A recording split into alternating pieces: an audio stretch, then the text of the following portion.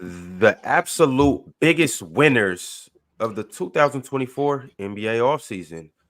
Some teams may have got here via trade. Mm-hmm. Some teams may have got here via free agency. Some teams may have got here via addition by subtraction. But teams got better, teams got worse, and we are here to talk to you guys about who it was and who we believe has the opportunity to make it to the top of the mountain based on what they did this past summer. I got some of my good guys with me. I got Mars. I got John D. I got Chilltown, and we are about to dive into this in full. Fellas, you ready to do this? Let's do it. Yes, sir. Yes, sir. Go ahead and hit that like button right from the top and subscribe if you haven't. Shout out to the panel, shout out to Players Choice, and shout out to the PCL that will be starting September 4th. John D, I'm going to come to you right from the top, my man. Who do you feel had the biggest offseason? Okay, so I kind of broke this down into tiers. I have a clear-cut offseason winner. I have a dark horse offseason winner. And if everything goes right, offseason winner. So for my clear-cut, I have the Brooklyn Nets being able to control their future and tank, especially knowing how much potential this 2025 draft class has, and now to have their future in their own hands, I think that's a very big winner. I have the Oklahoma City Thunder with basically adding strengths to their weaknesses. They had a size problem going into the 2024 season. They added Isaiah Hartenstein. They also got a lot better with Alex Caruso coming in. He could start. He can come off the bench, one of the best team defenders in the league on the wing. I also have the Dallas Mavericks, another team just like the Oklahoma City Thunder, where they had a weakness in the NBA Finals above the break threes. They were awful. PJ Washington shot about 18% on wide open threes and 23% on catch and shoot threes. You bring in Klay Thompson, who's a 38, 39, north of 38, 39% on catch and shoot, 41% on wide open threes. And then I also have the Philadelphia 76ers just putting themselves back in that contention with Paul George and Joel Embiid. Also Tyrese Maxey. Can't forget to show Tyrese Maxey love.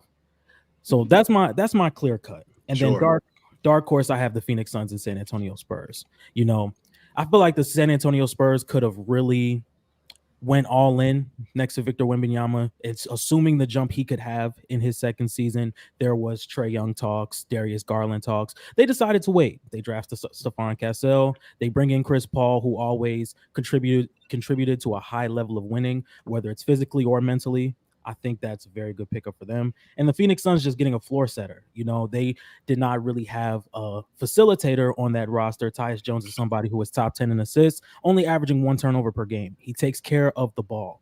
And then if everything goes right, I have the Pelicans and Orlando Magic. The Orlando Magic are going to count on a lot of shooting from KCP, their rookie Tristan da Silva. I also think Jett Howard's a solid shooter. He shot the ball well in college. They're going to be counting on those guys to make threes. And in my opinion, if they're not going to be able to stretch the floor, I don't think they're going to have a chance to be a top 4, top 5 seed in the Eastern Conference. So if everything goes right, KCP's knocking down his jump shot, Jett Howard's going to get some minutes, he's knocking down a long ball, and Tristan da Silva can do it. I think they're going to be a real dark horse team to make a run.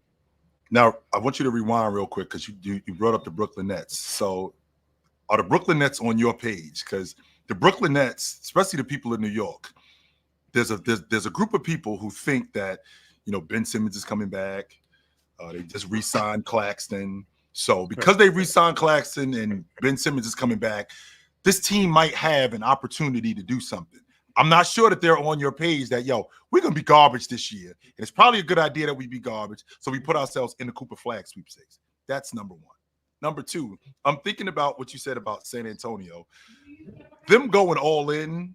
I mean, them upgrading at the lead guard spot. I mean, did they really upgrade more than they just got a vet, right? And with losing the kid from Kentucky in the draft, which, I mean, I think that he's going to flourish playing behind Mike Conley. I think that he would have been better suited in San Antonio playing behind Chris Paul because I feel like he would have been able to play earlier.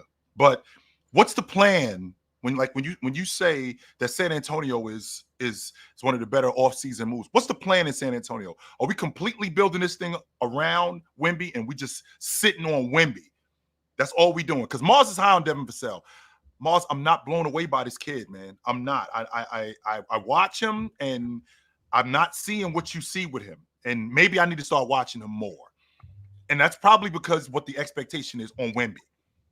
That's probably what the expectation is on Wemby. If it wasn't, then maybe I wouldn't be as critical of this kid, because people think that San Antonio could be a playoff team this year. I mean, they're talking about him being the defensive player of the year, talking about him being most improved. I know how you guys feel about that. But with that being said, the team that you like with Oklahoma City, I do like that. Does Hartenstein start at the 5, or is he a rotation big? That's my question with them. Now, in terms of offseason moves, right? In terms of offseason moves, I got to respect what the Celtics did. We running it back. We got our whole crew back. We won the NBA championship. It's not like we all long in the tooth. The only guy that's long in the tooth is Al Horford. Everybody else is in their prime. I mean, with the exception of Drew Holiday, he's on the other side of it, but he's still in his prime. Everybody else is still young. And this team won the NBA championship last year. There's no reason for me to think that they can't do it again, barring any injury. With the exception of what the New York Knicks did, I mean, I don't really know if there's a team that did more in the offseason than what Boston did. I don't think you guys understand how difficult it is when you got a championship unit to bring everybody back, just from a financial point, because these guys can move on. They can go get paid somewhere else. They can ask for a bigger role somewhere else. For the whole crew to come back, that's extremely difficult. Chill. Who was their free agents though? Who were their free agents? Oh, if I'm not mistaken, Pritchard. They ended up inking, they inked him back. Sam Hauser, Cater. Let's see. They could have moved on. They only Al Horford only got one more year left on his deal. They could have moved on from him. Except they didn't. With all due respect, because I respect everything that the Celtics did, I'm not giving them credit for that. What I will give them credit for, they extended Jason Tatum. Right. Who but was in also terms of coming up. He was coming up. Yeah, they didn't get off nobody, but they weren't supposed to get off nobody. I don't. That wasn't major for them to re-sign Peyton Derrick Pritchard White, and who Sam they could have Hauser. lost. They could have lost Derrick White in free agency. Was he a free agent? Yes, he was up. Yeah, Derrick White would have got a bag. Yes, Wait, hold on. Was Derrick White a free agent? He was up. Yes, Ron. Yes. I'll give him credit for that. Yes, I sir. will. I'll give him a pinch of credit for that. But They also, too. They inked. They also signed Drew Holiday. They inked him too, and that was the beginning of the season. Yeah, they inked him. They extended but that everyone that doesn't- needed to be extended. Yes, they inked him. does Ron, that count as the 2020? So we can't give them credit for the 2024 offseason for work that they did in the 2023 offseason, or even during the season. sure. But I mean, I'll give it to you though. Like Peyton Pritchard was major. Yep. Getting him back. Sam Hauser even too. Like Mm-hmm. keeping the locker room chemistry the same and stuff like that. But do I give them more credit for bringing their guys back Right. as opposed to making a Mikal Bridges splash, as opposed to extending a guy like OG Anunoby, who Right. everybody thought was out the door? Right. Now the Can we Knicks. get That's what I was going to. I mean, the Knicks basically pushed all their chips to the front of the table. They're trying to win, and they're trying to win right now. Like, there's no misunderstanding about what the Knicks are doing. They're not trying to win in 2 or 3 years. The Knicks feel like their window is open right now. And if we're going to win this thing, we got to do it right now. So I really appreciate what the Knicks did. Orlando, too. I don't think that they upgraded at the league guard spot like I thought, but that's because I think they think their future is in Anthony Black and in Suggs. But I do like what they did with KCP. Definitely like that. Mars, talk to me about how you feel about this offseason and who do you think did a phenomenal job? OKC.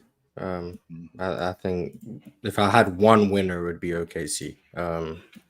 Just what they were able to do in terms of addressing what was one of their biggest weaknesses, which was Chet just being overexerted in terms of his role defensively. Not that I think he was bad by any stretch, but just having another big there to help him. Maybe you can now use Chet more. Use Chet differently. You get more size in the front court. Getting Alex Caruso was a major pickup for them. I also just like their draft. I like Dylan Jones. Getting a guy in Topic who isn't going to be there this year, but having someone who you don't need a contributor right away because you're already a really good team. So having someone with that level of upside who can maybe contribute down the line or can be a great trade piece is extreme value at the number 12 pick when you're one of the best teams in the league. So I'm gonna start with them. Then I think you got to say the Knicks had a good offseason. I don't like their 5 spot, but I still think just getting Mikal Bridges, keeping OG. Obviously that Jalen Brunson contract is major. So I guess you got to give the Knicks credit for that. I guess a sleeper pick would be the Mavericks. I think people have gone too far the other way on Klay Thompson in terms of he's not what he was, but he's still one of the best shooters in the league. And what Dallas needs is consistent 3-point shooting. You also, now he's able to be a movement shooter. They're already one of the more stagnant offenses. So now having a guy like Klay who can maybe add more wrinkles into that offense is very valuable. Najee Marshall, who I think is better than Derrick Jones, was a great addition to make up for the loss of Derrick Jones. Quentin Grimes, who I think had a down season last year because he was hurt, but I think can be a very good contributor as a point of attack defender. He can shoot, he can attack closeouts, he can make quick decisions. That's extreme value for me. And also getting off of Tim Hardaway Jr., addition by subtraction. No more Tim Hardaway that's a great thing. So Dallas would be a sleeper pick for me. But those would be my main 3: the Knicks, the Thunder, and the Mavericks. So would be my main 3 winners. Mars, we're getting off Tim Hardaway Jr. I mean, we are talking about their 3rd leading scorer, right? We are talking about their 3rd leading scorer. Would that have a lot to do with him just being in a slump? Would it just be because he couldn't play with Luka? It was because we've seen instances where, I mean, like Luka was hurt earlier in the season. And with Luka being hurt earlier in the season, I think he had a stretch for like 3-4 games where he had gotten busy. He was averaging like 22 or 23 a game with Luka being hurt. Now, Luka comes back in a lot of, I'm not blaming Luka for this. What I'm asking is in this particular situation, was it just him being in a slump and it just carried over? Because your 3rd leading scorer, how does he just fall off a cliff like that? He wasn't good when he was their 3rd leading scorer either. He just put up points, but he just wasn't good. Like even that, and what he does without Luka, as respectfully as possible, is irrelevant. The Mavericks don't do anything without Luka, so I don't care what he does without Luka. It doesn't help. Yeah, they win some regular season games, but like they're not going anywhere if Luka's not there. So what he does without Luka doesn't mean anything for the Mavericks' hopes. And when Luka's out there, even if he scores 17 points or 15, whatever he puts up, he's egregious on defense and he takes some of the worst shots I've ever seen. He's not good for them. He's not good. Now in Detroit, where they need floor spacing, have fun. But in Dallas, where they're trying to win a championship, no, I don't. He could have put up 22 a game. I just don't care. He's not good. So them losing him and then replacing him with Klay, who has some of the similar problems in terms of shot selection and the defense, but he's better defensively and he's a better shooter. So you've just upgraded in that role where you can have a 3rd scorer who's better. And even though the shot selection can still be up and down, you trust Klay to make a shot more than Tim Hardaway. So they just upgraded. And then the Najee Marshall thing, I think, is a hugely underrated acquisition. And I don't know if people were watching New Orleans last year or not, but people going to be awake to Najee Marshall this year. I think people going to really give him his flowers. That's fair. All right, y'all. So what we're going to do is chat. All the viewers, we're going to do you guys a favor because I know it's probably some teams that you haven't really looked into and you may not know their offseason moves and stuff like that. So we're going to go through all 30 teams. And what we're going to do, fellas, we're going to grade how we felt that they did this offseason. Okay. So this should be quite interesting because some teams really did make a splash and some teams really did, well, their offseason was ass. Yeah. So we're gonna go ahead and do this, and this includes once again how Marsh said. Sometimes it can be addition by subtraction. Sometimes somebody just obviously made a good trade, and sometimes, well, the moves that teams make they could just be overrated. So we'll see, fellas. Let's go ahead and do this. Let's start by talking about the Washington Wizards.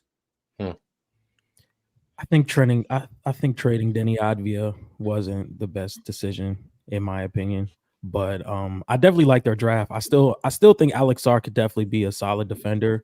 He could be a lob threat, It looks like he needs a little bit of work on finishing through contact and taking his shot selection when the ball is in his hand.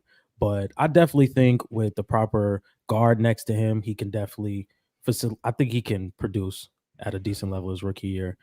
But I would give the Washington Wizards maybe a C, B minus. They're going to be bad. So, I mean, it's not like, I mean, if we're being honest about Washington, they're going to be bad. They're going to be a bad team. So, yeah. I mean, in terms of off-season moves, their off-season is going to be the draft. They're not getting anybody in free agency. Nobody's coming to Washington. They got Valanciunas. Yeah, on a cheap deal. And not only did they get him on a cheap deal, Mars, they're going to move him. I wouldn't be surprised if he got moved before the trade deadline. And they're probably going to move him for draft picks. Yeah, they're probably going to move him for draft picks. So they're going to be bad. I give them a C minus off the strength of what they did in terms of like free agency. I mean, Valanciunas doesn't make them that much better.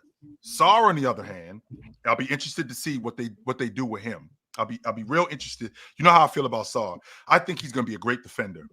So I think that they're going to be good in that aspect. And the kid, Bub, I really like him. I do like Bub. Yeah, I do like Bub, and I think he's going to be good for them. But overall, I mean, I don't think that they did anything special. I'll give them a C minus. Mars? I thought you was going to say the moves for the people. So I was just waiting for that. Well, some of the moves they lost Corey Kispert. Or no, that wasn't Corey. Danny Avdija. That was I get Corey mixed up with what's his name? Joe Harris. They both Washington guys, so I get them mixed up sometimes. But yeah, they did lose Denny. They lost Tyus Jones as well. Oh no. What you mean? They weren't doing anything with him, Ron. Knock it off. They weren't doing anything with him at all. Let's be clear about that. They had no idea what they were doing with him. And they handed over Chris Paul for a bucket of extra crispy and a six-pack. So they weren't doing anything with him. So they're basically starting over with Sarr and Bub. That's their foundation right now. And Jordan Poole. Bilal Coulibaly.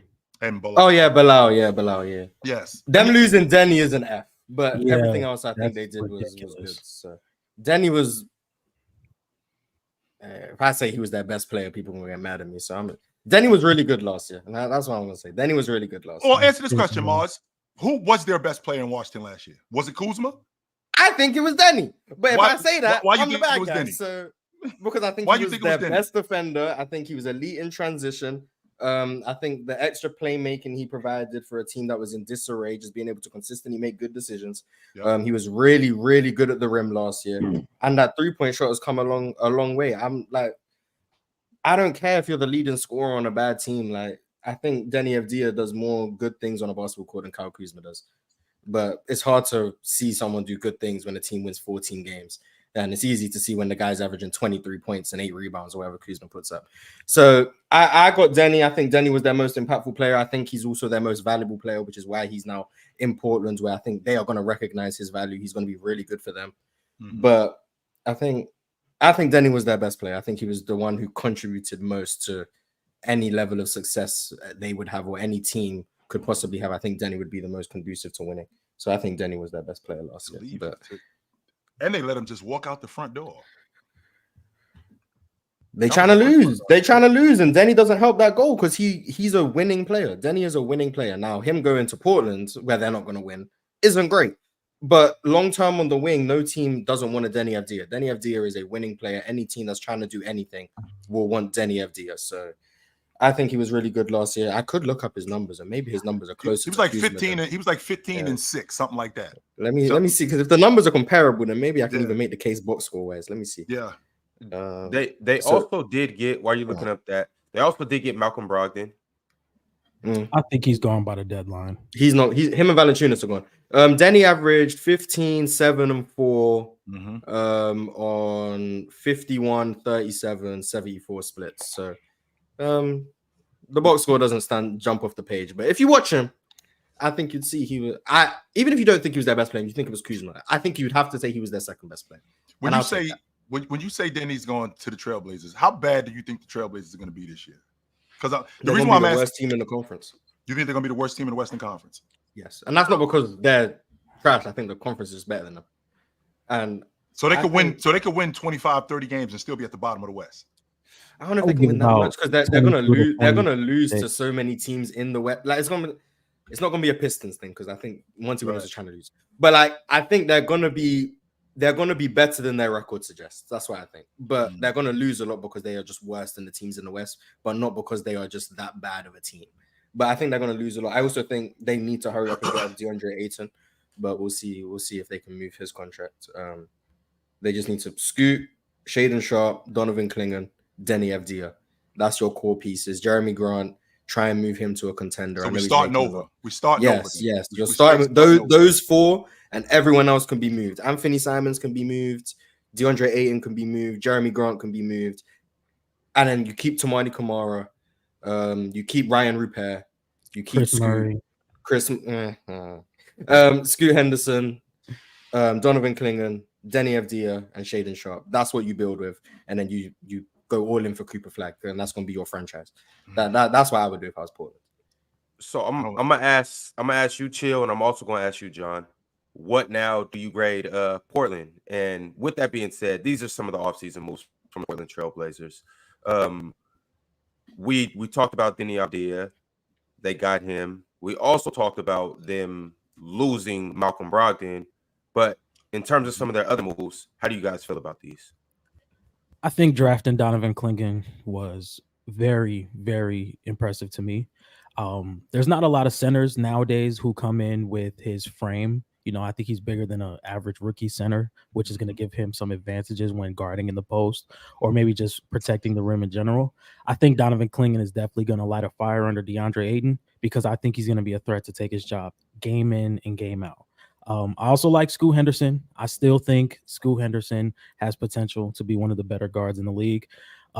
Bringing in Denny Avdia was an A+ in my opinion. I would give them a B. It's just people don't talk about the Trailblazers enough because they're still going to be one of the worst teams in the league, but they're going to be a lot better, like Mar said, than what their record shows. They're just in a tough Western Conference. You know, I still think in the East, maybe 11th, 10th, maybe, but I think the Blazers have like a B+.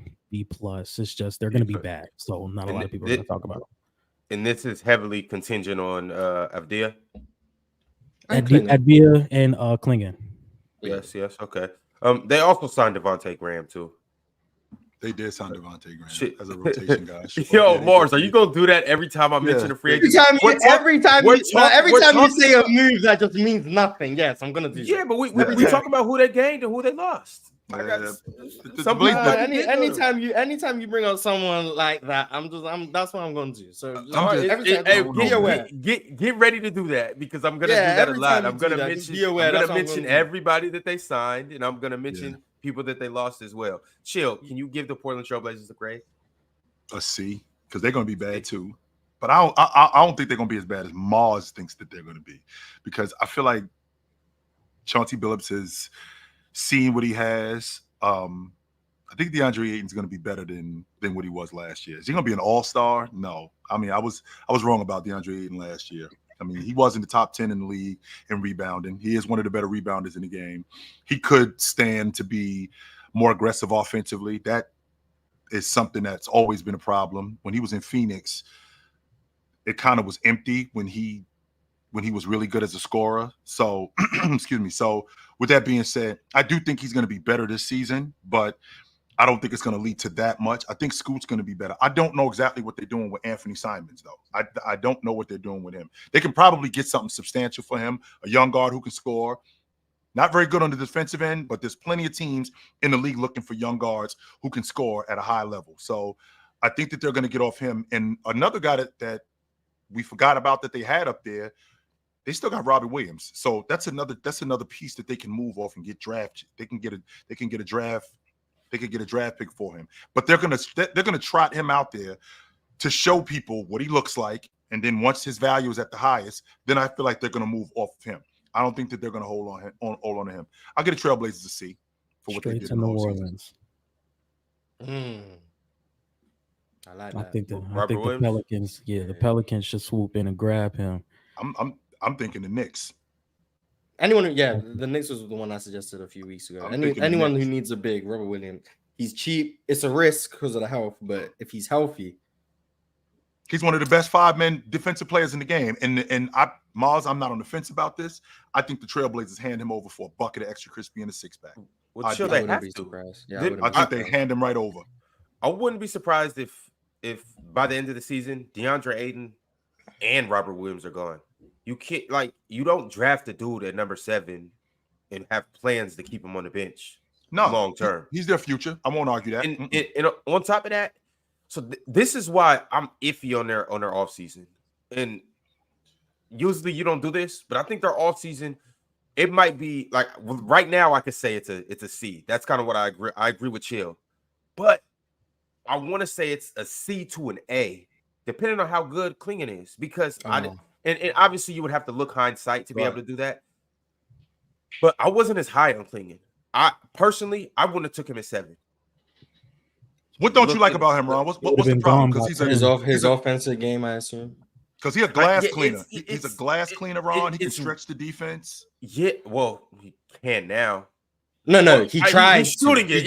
He's willing. He's willing. It ain't going in, but he's trying. He's like defense. Hey, I can shoot, guys. Yo, look at me. But I don't. If he starts making them, then it's like okay. But just from what I've seen in college, and I'm not saying he's a bad player. My biggest thing for them was you have Robert Williams and you have DeAndre Ayton. But Portland's in that weird situation because it's like if they would have got a shooting guard, it's like, okay, we have Anthony Simons and we have Shaedon Sharpe. If they would have got a small forward, it's like, okay, you guys got Shaedon Sharpe and you got they should have got Buzelis, man. Just say it. They should have got Buzelis. That's what you think they should have done. I think they could have went a bunch of different ways. That's what you think they should have done. Cool. Either way it goes, it's like we have an assortment of centers already and we add another center to it. So it kind of feels clunky, but at the same time, as a bad team, it's like you go with the best available player that you think can alter your franchise. But it's just for me, it's going to be weird to see how they incorporate him into that. They got the Australian kid too on that roster, the big kid. So they got 4 big men. Oh, you talking about Reef? Yep. Yeah. Okay. The old but he's like 27. Yeah, we'll see though. I'm not mad at it, but it just depends on what they get back. I do think that and I didn't get into this with the Wizards. I do think they can be the winners of the trade deadline. One of the teams that can win the trade deadline, depending on what they do with Anthony, as you mentioned, Chill. Depending on what they do with they still got Jeremy, huh? Depending on what they do with Jeremy, depending on what they do with either of the centers, because I do think DeAndre Ayton is on the trading block as well. So we'll see how that works out for them. But I'm interested to see how Klingon is. He's gonna start sooner rather than later. You think like this year potentially? Yes. 100%. But I don't think DeAndre Ayton's good. So, Mars, is it the motor? What yes, is it? That's what it is. Yes, so say that. Yes. Okay, because the skill set is there. Oh no, he's one of the most skilled bigs in the league. He's just useless. Respectfully. That's I'm so useless is he? He's skilled. He's extremely skilled. The issue is he's so skilled he doesn't know how to be a big man. This man want to live 15 feet away from the rim, do face up, jab step, jump shots. That's all he want to do. He never wants to roll. He doesn't want to set a screen. Everything's a slip. He's gonna slip to the free throw line and then he's gonna shoot a little baby jump shot, a baby push shot, and it goes in every time because he has great touch and doesn't miss. But he's soft. He won't do anything on defense. He has no effort on defense. He plays drop, but he doesn't even play drop. He's just he will block shots, Mars. Yes, he will. He'll block shots. He's just letting people go by him. Ooh, he'll block one shot. Ooh, he doesn't alter. He's not as physical. Shot. The only shot he'll alter is the one he blocks. Everything else is free real estate at the rim. He lets people go straight by him. He doesn't contain anything in drop coverage. All he does is rebounds, and if the ball's there, he'll block it. And then on offense, all he's going to do is hover around the free throw line, play with no physicality. He never gets to the free throw line because he will avoid all contact at all costs. And all he does is just shoot jump shots all game and then not set screen.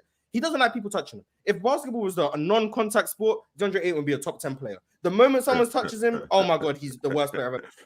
I despise DeAndre Ayton as a basketball player. I don't care what numbers he puts up. He's terrible. But he's really skilled. Shout out to him. I told my brother, Ron, if I played for the Trailblazers, I'd come into practice and just start a fight with him. I would just start a fight with him. He'll request the trades. Yeah. I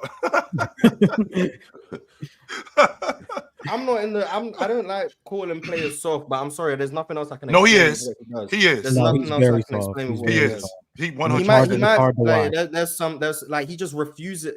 The moment someone touches him, he's out to play. Like he go watch DeAndre Ayton. If you can find 10 instances this season where he made contact on the screen, you're lying to me. You photoshopped it. He doesn't make contact on anything. That's why Clinton's gonna start, because you need Scoot. You need someone who's gonna set a screen. That's what you need. He won't do it. So whatever, man. Shout out to DeAndre Ayton. Clinton did show me a lot in the summer league, and I know summer league gets a small sample size, and it's also not against the NBA competition, but you do get a chance to gauge somebody's potential and whatnot. And when you even in what it was like 4 or 5 games, he averaged like 4.5 blocks. And The problem with DeAndre Ayton is what you said, Mars, when you talked about him not being as physical. When he does play like that, because he will be physical from time to time. The problem is that more times than not, he won't be. And if you knock him off of his spot, like he falls to the floor, he won't get back up and compete at that level. But if he's stable, where if you hit him, like he'll stay in there. But if you knock him off his spot and he ends up falling, you can knock him right off of his pivot. He should be a top 10 center in the league. Which would explain why I felt with him when he was in when he was in Phoenix. Just like Joel Embiid, I didn't know the dude was softer than Dr. Cotton. I didn't know that. That was the problem. I saw the skill set. I saw when he was playing with Chris Paul. I saw him dive into the basket, dunking the basketball. I did see Anthony Davis roughing him up. Sure. I saw Joel Embiid roughing him up. But who doesn't rough up? Who doesn't Joel Embiid rough up? Who doesn't Anthony Davis rough up, right? So for this guy at 7'1", to be one of the top 10 guys in the league as a rebounder, for this guy to be one of the best shot blockers in the game, for him to be as soft as he is, that's where the divide is with me, because I feel like he should be a top 10 5-man in the game. That's why I said what I said about him. He took 1.4 free throws a game. Like, That's what ridiculous. 1.4. And the thing is, he's not weak. He's strong. He just doesn't like physicality. Like, that's the problem. He's so strong. Like, there's not many people I'm like, this guy should be this good, and he's just not. DeAndre Ayton is one of them. He should be so much better than he is. He's so skilled. His face-up game is elite. His 100%. Touch around the rim is elite. He just doesn't. I don't think he likes. He finishes. Is there like a team or a situation where like they could really get that out of him? Like, is there a situation you think? Who's tougher than Chauncey Billups? It has to be within. I think it's something that has to be within you. It has to be. You have to want to do those things. Like, maybe there's someone who can really, like, it's in there and you just have to get it out. Maybe, but I think it has to be within you. You can't put that in someone. Either you want it or you don't. I don't think. I mean, he spoke about, like, before his draft. Like, he said success was getting to his second contract. That's what he said. Not winning. He said success for him was getting to his second contract. I don't think he cares, to be honest. Like, I don't think he cares. And, like, I'm not asking every NBA player to care. This is a job. I understand it. But he should be so much better. Like, he really should be so much better. But it is what it is, man. He is what he is. He puts up good numbers, 17 and 11 on a strictly box score basis. It looks nice. But I watch him play. I'm like, if you see the box score, he look like if you see the box score and you look at him, and if you see his stats, you think that he's an elite rebounder, which he can be from time to time. But if you watch him, those 11 rebounds, he could lead the league in rebounding. If I'm being honest with you, I think he could lead the league in rebounding. He could lead the league. I think he could lead the league in rebounding. To Mars's point, you either have that dog in you or you don't. I don't think that somebody can put it in you. The prime example I give you, I always refer to Kobe Bryant and Pau Gasol. Gasol had that dog in him. It was Bryant who brought it out of him. If DeAndre Ayton has that dog in him, it has to be somebody who's going to bring it out of him, who's going to challenge him. So when he was being coached by the coach of the Detroit Pistons, when he was in Phoenix, they always butted heads. And I think that they butted heads because I feel like he challenged him. And I don't think he appreciated that. I think he just wanted to come in, do his job, and leave. I understand that this is a job, but as a pro, you have to be prepared to be challenged on the regular. And a guy like Chauncey Billups, who played for the Detroit Pistons and played under Larry Brown, he is going to challenge DeAndre Ayton more. And if he's not going to step up to the challenge, he's going to be out of it. For sure. But he's making $30 million. Like, move on, man. I'm in a bad mood now. He a double-digit rebounder, Mars. There's always going to be a place for him, even if he doesn't care. Somebody For will 30 million, I'm sorry, they're not paying for double-digit rebounds. Andre Drummond is on Philly's bench for a minimum right now. And Andre Drummond isn't nearly the offensive player that DeAndre Ayton is. He's not. Ain't no team playing building an offense around DeAndre Ayton in 2024. Right. But yeah, anyway, we're going to move on to the Utah Jazz. Before we get there, I'm going to read some super chats in between some of these teams. Yep. Also, too, make sure you guys slap that like button, subscribe, become a member, and just continue to be active in the chat like you guys typically do. Shout out to you guys. You know the chat players, and you guys know that you are the real MVPs. But my man, one-time Steve-O, the GOAT, said, in my opinion, Sixers have a high chance at the finals after this offseason. We're not going to deep dive into the Sixers just yet, but quick question. Championship contenders or not? As long as Joel Embiid is on your roster, yeah, they are. Contenders, yeah. Favorites, hell no. But contenders, yeah. They're in the running. Mars, what happened to the Philly in 7? Nah, I'm picking Philly, but when do I pick the favorites? I don't pick the favorites. I know Philly not the favorites. I'm picking them though. But Boston the favorites. But I'm picking Philly. John, championship contenders? I think they're going to be contenders as long as they have Embiid, just like Chill said, but I still wouldn't favor them against Boston. I mean, I think that's the team to beat in the Eastern Conference, and I don't see it happen. But I definitely can say contenders, though. Definitely can say contender. Okay, cool. Y'all make sure you go to playerschoicemerch.com and get you something like this shirt right here with the championship rings on it that simply states, only winning matters, because only winning matters. Speaking of winners, shout out Jerry Reality, shout out Arch, shout out Kendall Daniels, shout out Multi Kenny, Cobra Son of Raditz, and Dorian Clayton. These are all winners. Why? Because they're Players' Choice Hall of Famers. So big shout out to them. Also, shout out Sakol. He became a member today.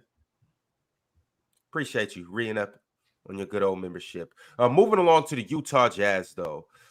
Some of their additions, which was mainly in large part due to the draft, but they got Drew Eubanks.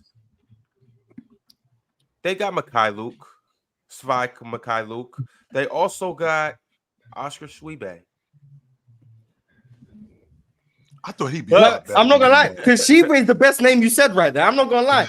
Mikhailuk and Drew Eubanks that was major, but I wanted to wait for you to get through all of them. So no disrespect to Sheba, I actually think he's pretty good. Those other two, oh my god, major. But so those are who they got. Draft? Yeah. Let's talk about their draft for sure.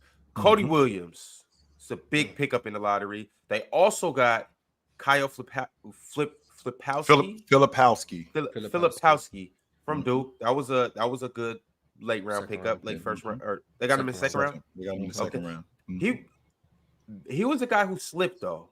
Yeah, major. Yeah, he fell. He was meant to go like top 20, I think. Yeah, and still has a lot of potential. You guys believe? I wasn't very high on him to begin with. No. Second round, I think, is kind of low, but they got the steal of the draft. It was just at 29 or whatever they got. Yeah, 29. Isaiah Collier? Mars, you think they starting league guard day one?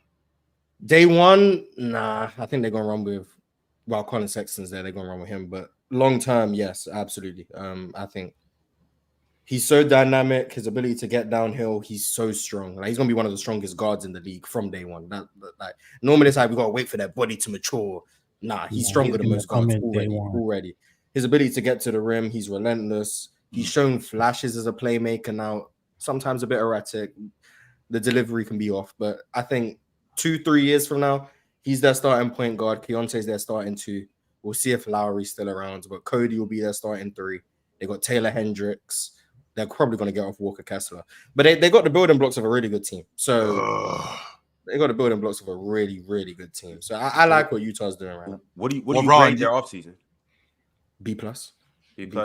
Yeah, I'm not mad at that. I think they struck out at the draft, and then on top of keeping Larry Markkinen, I think with the new draft lottery odds, I don't think it's the worst thing in the world to keep Larry Markkinen, because we've seen the past 5 or 6 seasons, the worst team didn't get the number 1 pick. So Detroit have got 5th 3 years in a row.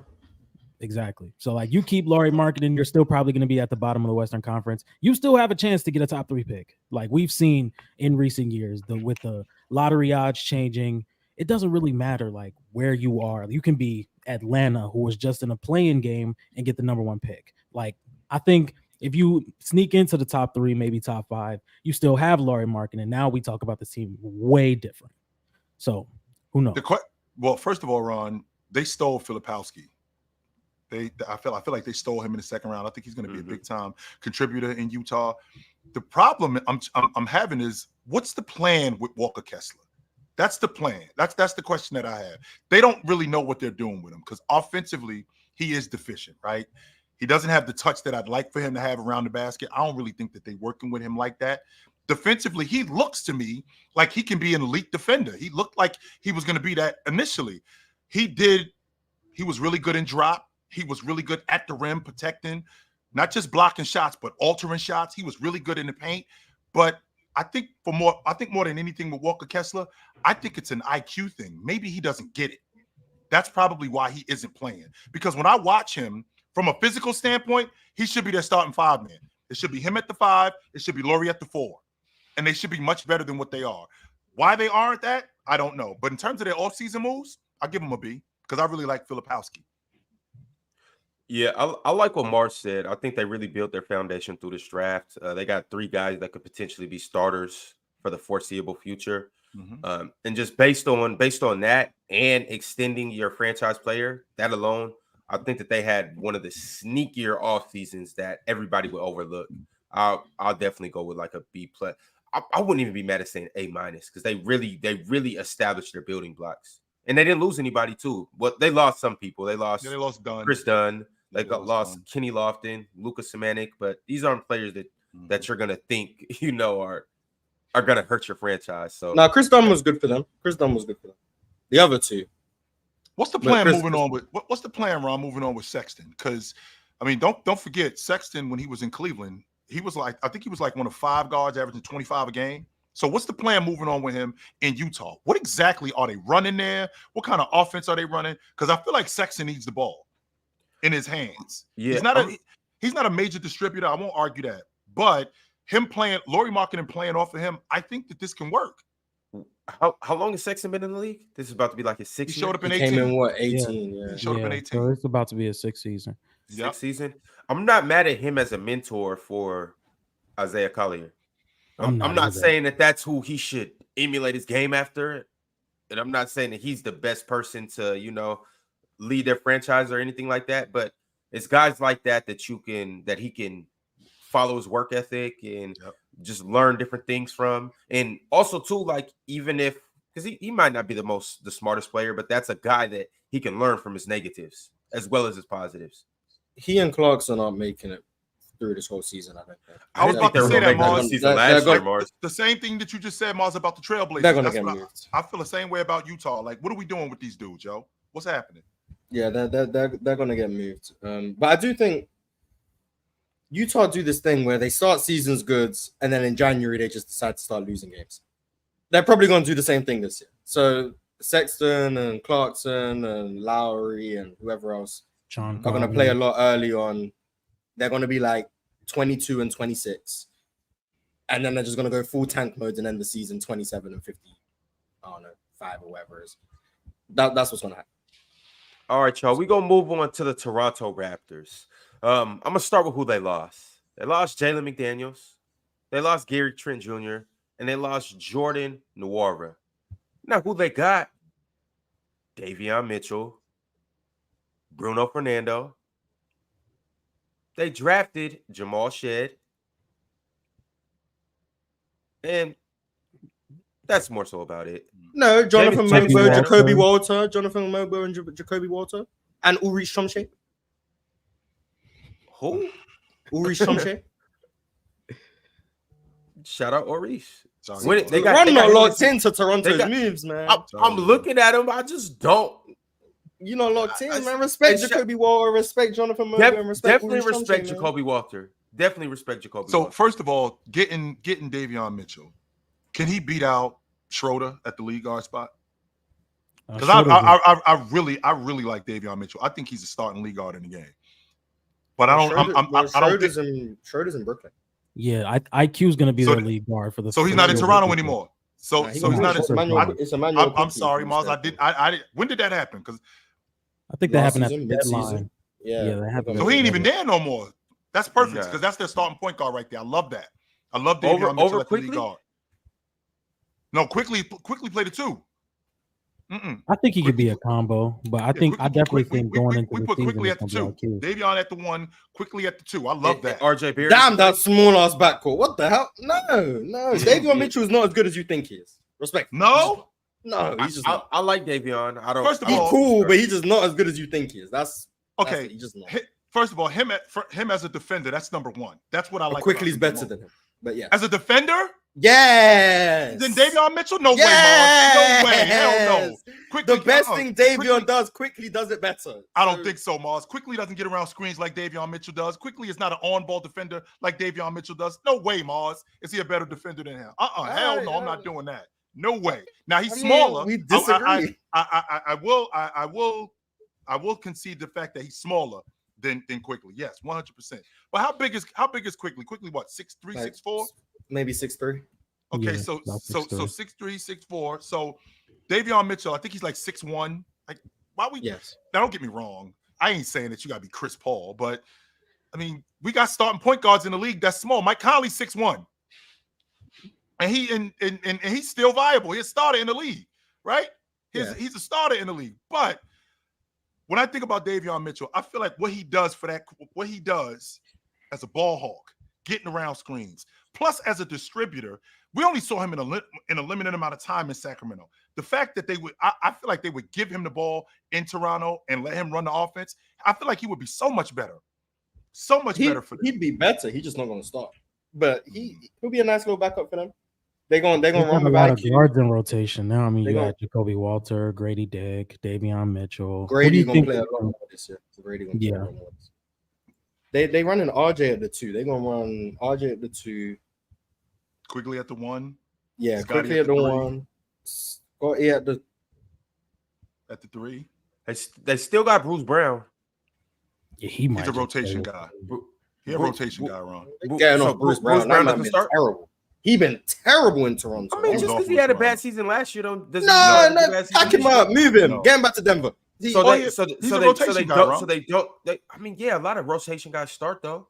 You don't think they start him next to in between RJ I Barrett hope and not. I hope not. No. what about Grady Dick? Does he Grady start? is who I think Grady will probably end up. He needs to be stronger. I don't know. They at that front court spot, it's gonna be tough. They running IQ, Scotty Barnes, and RJ for sure starting. At the 5, they still got Jacopo. So it's just, are they gonna run Scotty at the 4 or are they gonna run him at the 3? And then I don't know, because Jacoby can get that 2 guard spot and move RJ to the 3. Grady could get that 2/3 spot and move RJ up. But then it could be a Bruce Brown.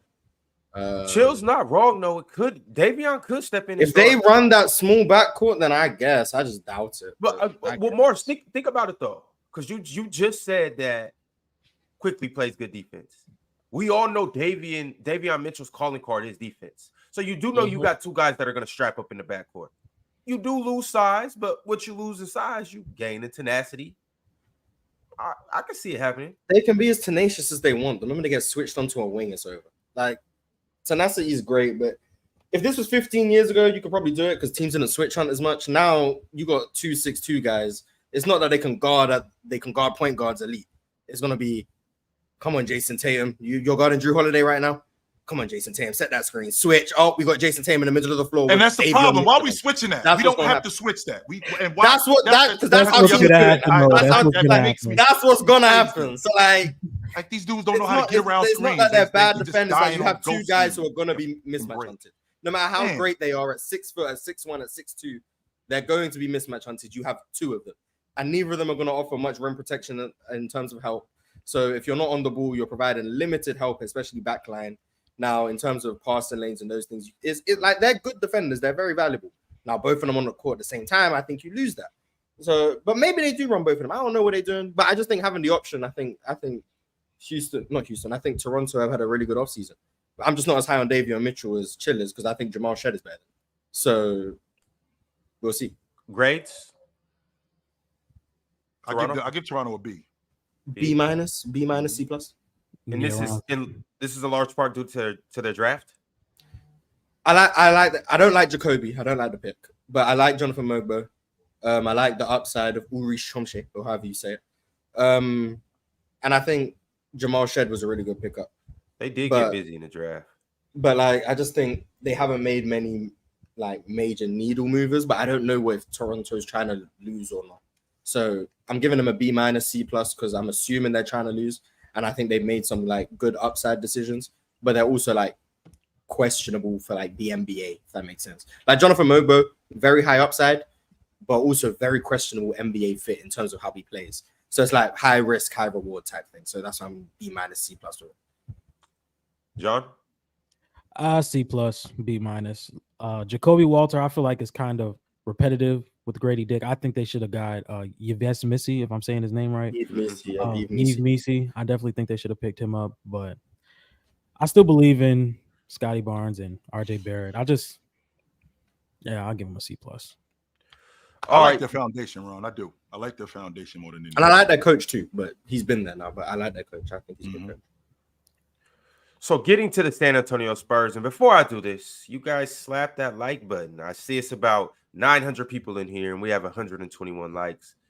It's not really adding up, some way, shape, or form. I don't know. I'm not the best at math, but I think you guys can do the math a little better than I can. Go ahead and hit that like button as we continue to dive into the San Antonio Spurs.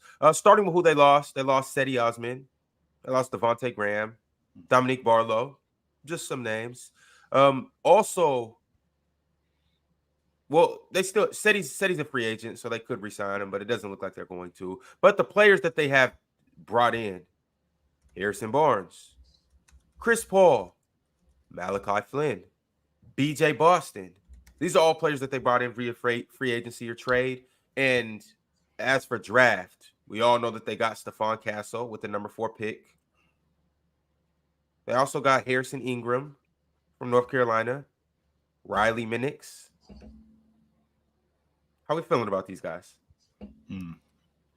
I think Stephon Castle sitting behind CP3, I think that's going to help with his playmaking. He wasn't really doing that as much in college. I think with him having experience playing with like a real defensive anchor in college, I think that can transfer well to playing with Wemby.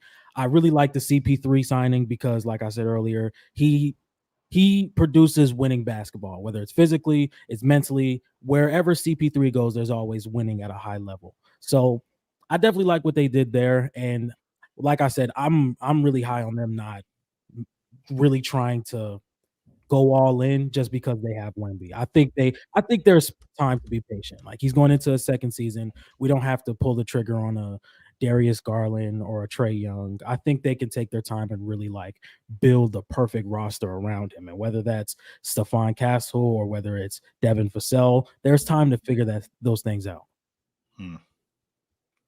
The biggest acquisition for me is the addition of Chris Paul. I don't think he's going to play much, but the fact that he's going to be there, I think he's going to help them out tremendously. I feel like he's going to show them how to get Wemby more involved in the game offensively. They're going to show him. He's going to show them how to get him the ball. I think he's going to help Wemby defensively. I think he's the biggest addition to them. I don't think that he's going to play that much because I do think at some point he's going to break down, and I don't think he's going to break down significantly where it's the season is over, but I do think that he's going to get hampered by injuries because he's old. I mean, he'll be 40 in I think in February. With that being said, he could still show those guys how to play guard and how to get your big man to basketball. So of all the moves that they've made, the addition of Chris Paul and having a pro like Harrison Barnes, I think that helps. But I 100% believe that having Chris Paul, I think, is going to help. He came in at the right time. Can't wait to come up here. The moment Chris Paul and the Spurs show up, the moment Chris Paul and the Spurs show up, all of a sudden we got Spurs. Chris, you talking about my guy, my guy Chris Paul? Chill. What'd you say? I said that what we're talking about right now is we're talking about off-season moves for NBA teams. I said that the biggest addition to San Antonio was adding Chris Paul, and I don't think just because of him being a point guard, I feel like him just being on the roster is going to help them out tremendously. I don't think he's going to play that much, but I feel like what he is going to bring them, the value that he's going to bring them, how to get Wemby the ball, how to be a better defensive team, how to Devin Vassell, not just Devin Vassell, but Keldon Johnson, show these dudes how to play how to play the lead guard position, how to play the guard position. And I think he's going to help Wemby get better defensively too, showing Wemby where he should be defensively. I think that the addition of him and Harrison Barnes, just Harrison Barnes as a pro, I think that helps. But I think the biggest addition is Chris Paul. Chill. I'm not gonna lie to you. And I know what you guys are gonna say in the chat. Oh, Ron's just hating on CP3. Yada yada yada yada yada.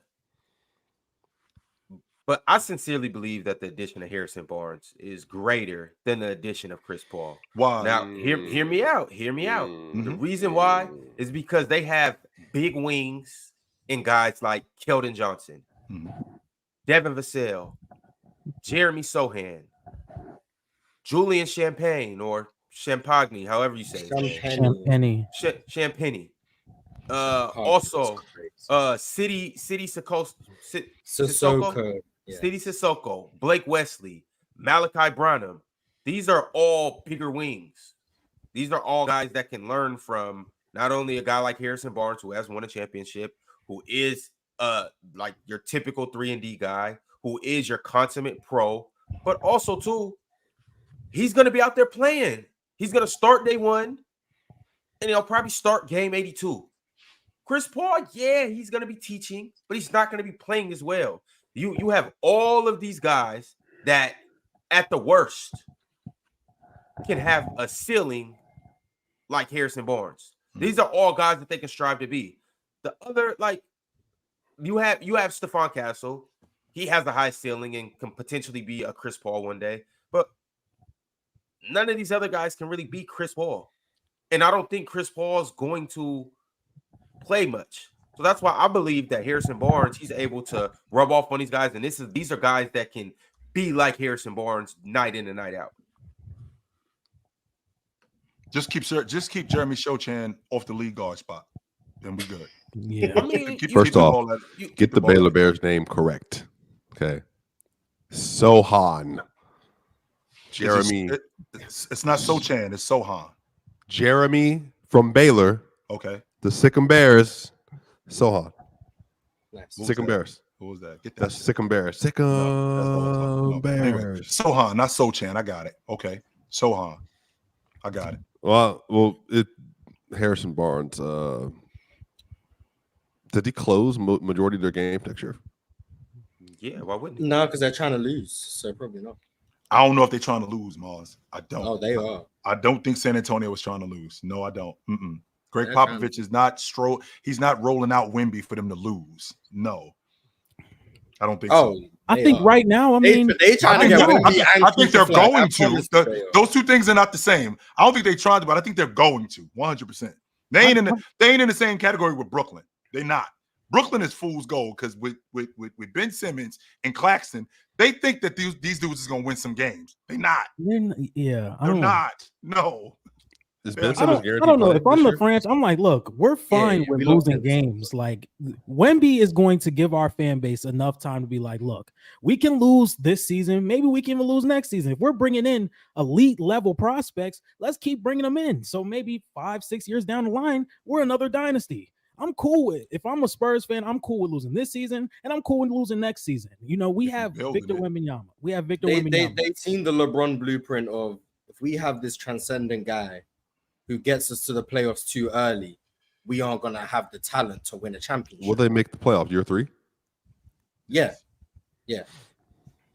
So they were like 14, they didn't have a Devin Vassell on their roster. They already have 2 All-Stars on their roster. So the Spurs are cool. But they seen that blueprint of, if we don't have good draft picks, like we got Stephon Castle, we got Devin Vassell, we've got Wemby. That's our 3 major building blocks.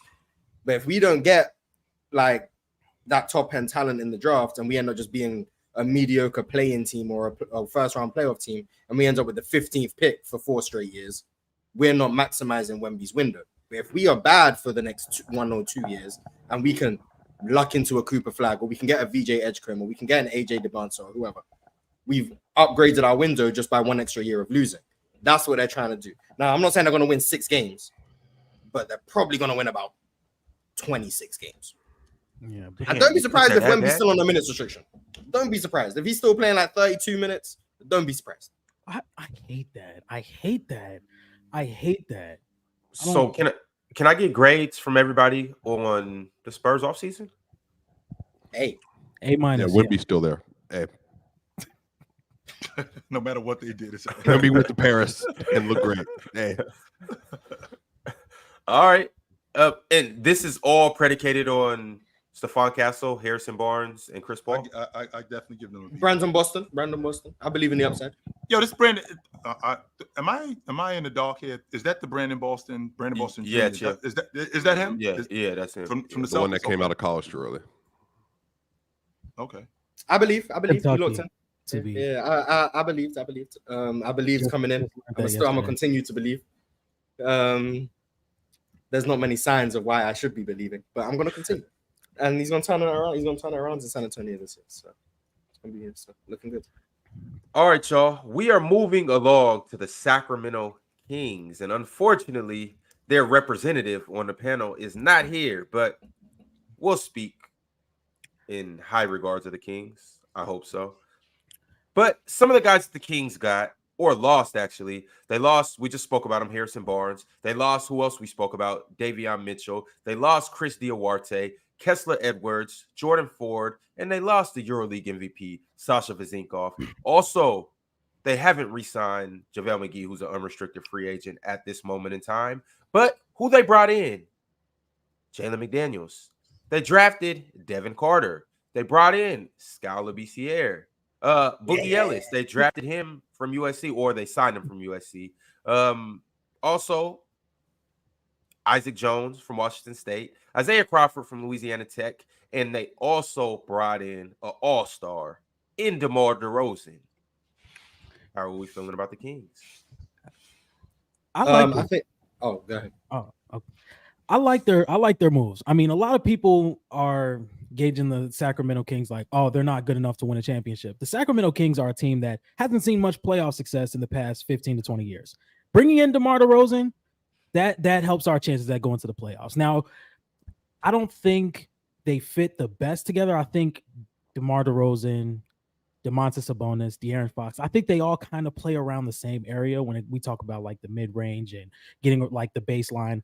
I don't know how much it works, but I definitely think it brings some excitement to Sacramento, which I think they need, especially getting some playoff success. And I think that was his team can be. Hey, you know what? De'Aaron Fox, Keon Ellis, DeMar DeRozan, Keegan Murray, Domantas Sabonis. Not gonna lie, it's a nice starting lineup. They're gonna be, I think, a tough out for a lot of teams. They could potentially make the playoffs. Look, it's Sacramento, y'all. I mean, what can you expect? Like, you know, they're not a great market. They're just not. Like, their environment, their stadium's crazy. I think the people will love basketball there. So getting DeMar DeRozan on this deal, adding him to Fox, adding him to Keegan Murray, and adding him to Sabonis, you know, maybe have another top 7 finish in MVP race.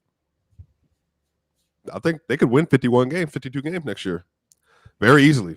What does 52 games in the Western Conference look like? Bro, next year probably third. Nah, probably third next year. I think third to. You think third is like 51 games? Well, here's the thing. I feel like I think the West outside of the Thunder could kind of mellow itself out a little bit by everybody kind of beating everyone because how good everybody is, and so it's like Thunder. Very okay. 61 games. So it's like Oklahoma City at like 63, and then everybody else like. Yeah, I think the Thunder. And then it's like 50. It's like 53 to like 47. Right. From like 2 something like that. 10. Mm-hmm. So Oklahoma City runs away with the Western Conference. Well, that's the thing. It depends on their health. They had a lot of a lot of health variance last year. They had all their starters played over 70 games last year, which is just unheard of. That just doesn't happen. So if they do that again, and then having Caruso and Isaiah Hartenstein and all that, yeah, they easily could win 60 games for me because they're going to be the ones that have the youth, the energy, and the superstar talent to get it done. The Kings, I think, could be like that regular season team. It's like, wow. Look what the Kings are doing. Everybody thought Memphis was coming back. All you needed to do was get Domantas Sabonis, another rim runner, and DeMar DeRozan, and then DeMar DeRozan, bringing up that clutch mid-range shooting of his in the fourth quarter that he brought to Chicago. It could all work out, So I think they're going to be a good regular season team. And then they get in the playoff, they realize they only have one player on their team that's a go-getter for a bucket in the playoffs. which is Isaiah De'Aaron Crawford. Fox. Isaiah Crawford. Sure. Isaiah Crawford is a steal. It's the player that just got an 88 rating on 2K. De'Aaron Fox at 88. Nice. 88. Wow. Shout out to him. Is But that yeah, good? Isaiah Crawford is 90, still, 91 a in my steal, opinion. man. And 88. What if we did 2K ratings for player's choice? What's Chill. on, like, Chill probably be a 70? 95. I think about a 95. You know, he would get the What, the Is that Jason good? Tatum ring? Is that Jason good? Tatum. I Jason don't play. Tatum, Don't Jason pretend. Tatum. Don't act like you I haven't played don't. 2K. I do It's not out. play It's video. out of 99, so we can deduce that 95 out of That's 99 what I'm is saying. pretty I don't good. play video. I don't know. I'm sorry. You guys. I don't never play video games? No, I don't play two. They were before his time. What do you play? last- What do you No, play they were now? What do after you his play now? time. They were I don't after play. his time. To be honest with you, I don't play anything. What's the I don't last play game you remember playing? Pong. Nintendo. We gotta get you one of these. Nintendo. Play- that's Chill, a do you realize how much money you would make? Ron, tell me I'm lying. If Chill started a Twitch and started That would doing be like heat. 2K 2K, stuff, Michael on Jordan Twitch, era. oh my gosh, dude, you would be a I'll millionaire. watch. About that. You'd be a I'll millionaire. I'll watch. You You, know all what the he little is? chat, like when you crash out because your goat LeBron didn't make the shot you thought he could make. Oh my gosh, think about it. If I'm not mistaken, Ron, so I build a player, right? I'm Yeah. building a player, the perfect player. So Chilltown hoops, 6'4" guard. I'm You can building build- a you can player. build He yourself. doesn't, Imagine he him doesn't start as a throwing. perfect player though. Face scan. Yeah, do a So- face scan with Chill, get some gray, some paprika. Build a So he player. comes into the league at 7. Oldest fight you when I rookie in see you, NBA boy. history. I promise Beating I'm up gonna fight Pablo you. Prigioni. I think you for can the put your longest. birthday all the way back to like 79 too, so you could technically Which like is- go pretty which- far. That's Doesn't work. after he was born. That's the exact way. I know. I don't know how far it goes back. I'm sorry, Ron. As you were saying, I didn't know what. So to your point, Ron, Sacramento, I think they get a B, and the fact that they get everybody back that they had last year, they get Monk back, they get Herter back, they get De'Aaron Fox back, they get Sabonis back, they get Ellis back, and you add DeMar DeRozan to that group. I think that they're gonna. I think that this was, before Malik Monk had gotten hurt, they were right, but they were between 5 and 7 in the playoff race. They were right in the middle of that thing, and then Monk got hurt, and we all know in a week you could go from hosting a playoff series to being in the play-in tournament. That could happen, and that's essentially what happened to the Sacramento Kings, where they ended up finding themselves outside the playoff picture. Having DeMar DeRozan, I think, gives them an element that they didn't have last year, another reliable scorer on the wing, in addition to Malik Monk, who is going to play. I think I'll give them a B. All right, Mars Swiper, you guys gave your grades. Yeah, I think a B's fair. A+. They're doing their best. You just got A+. sometimes you just got to do your best. Yes, A+. Getting Malik back alone was an A. That was Yeah. Bringing back Malik alone was an A. DeMar DeRozan, very good addition, in my opinion. And I think Isaiah Crawford is a steal. The only reason he wasn't drafted is because of injury concerns, but he's been relatively healthy the last 2 seasons. He was very good at Louisiana Tech, very good scorer, very good defensively, 6'6", legitimate wing size. Shot very well from 3. Like, Isaiah Crawford should have been a draft pick. The reason he wasn't is because I think he's torn his ACL twice. But if he's healthy, that's a great pickup. And you got him on a 2-way though. So I think that's great. Devin Carter missing half the season, that's a blow. But I still think Devin Carter can be a very good player for them as soon as this season. I don't know what more the Kings could have done realistically to have a better offseason. They've had an A+. I think they've addressed all points of emphasis. They've got steals where they could have got steals. They've done everything I think they needed to. Now, it doesn't mean I think they're going to win a championship, but I think they've had an A+ offseason. Malik Monk alone, like I said, makes it an A. That was a steal of a contract. So, yeah, A+. Shout out Sacramento. Moving along to the Phoenix Suns and their offseason moves. As of right now, they've lost Thaddeus Young. He's an unrestricted free agent. Nasir Little, he's still an unrestricted free agent as well. Isaiah Thomas, unrestricted free agent. They lost Drew Eubanks. They lost Eric Gordon, David Roddy, and Azubuike as well. Those are some of the people that are out the door. But on the flip side, Mason Plumlee has came. Tyus Jones, Monty Morris, Ty Washington. And also, they drafted a couple players as well. Ryan Dunn, they got from Virginia. They got Oso from Iguodala. Also Iguodala. And then they also got Jalen Bridges from Baylor. How are we feeling about the Phoenix Suns right now? Oh, and they also re-signed Royce O'Neal, Josh Okogie, Damian Lee, and then re-signed Bobo too. A+. I'm big on Jalen Bridges. Very big on Jalen Bridges. They did the best they could with. They did the best they could with their limited resources. Yeah. Right. Yeah, no one has really. No one's expectation for them have moved at all. So I think just. I don't know, Swiper. Bag and Dunn, that was a big deal, man. I think he's the best perimeter defender that they have. Not Chris Dunn, no, Ryan Dunn. Yeah, Ryan Dunn. I think Bag and Ryan Dunn. Bradley Beal's still on the roster. Yes, he is still on the roster. But Bag and Ryan Dunn was a big deal. He gives them that perimeter defense, that perimeter defender that they didn't have. At 6'6", who's he guarding in the West? He's guarding Anthony Edwards in the West. He's going to have to deal with Jamal Murray in the West. He's going to have to deal with SGA in the West. He's going to have to deal with Luka. He's going to have to deal with all of these guys. And as a rookie, sure, he's going to have his troubles, but he's still the best perimeter defender that they have. His ability to slide it, his ability to slide his feet, how he closes out. He's one of the better fundamentally defenders that I've seen in the draft. That's why when Milwaukee passed on him, I thought Milwaukee made a huge mistake. They made a huge mistake passing on him. This changes them getting.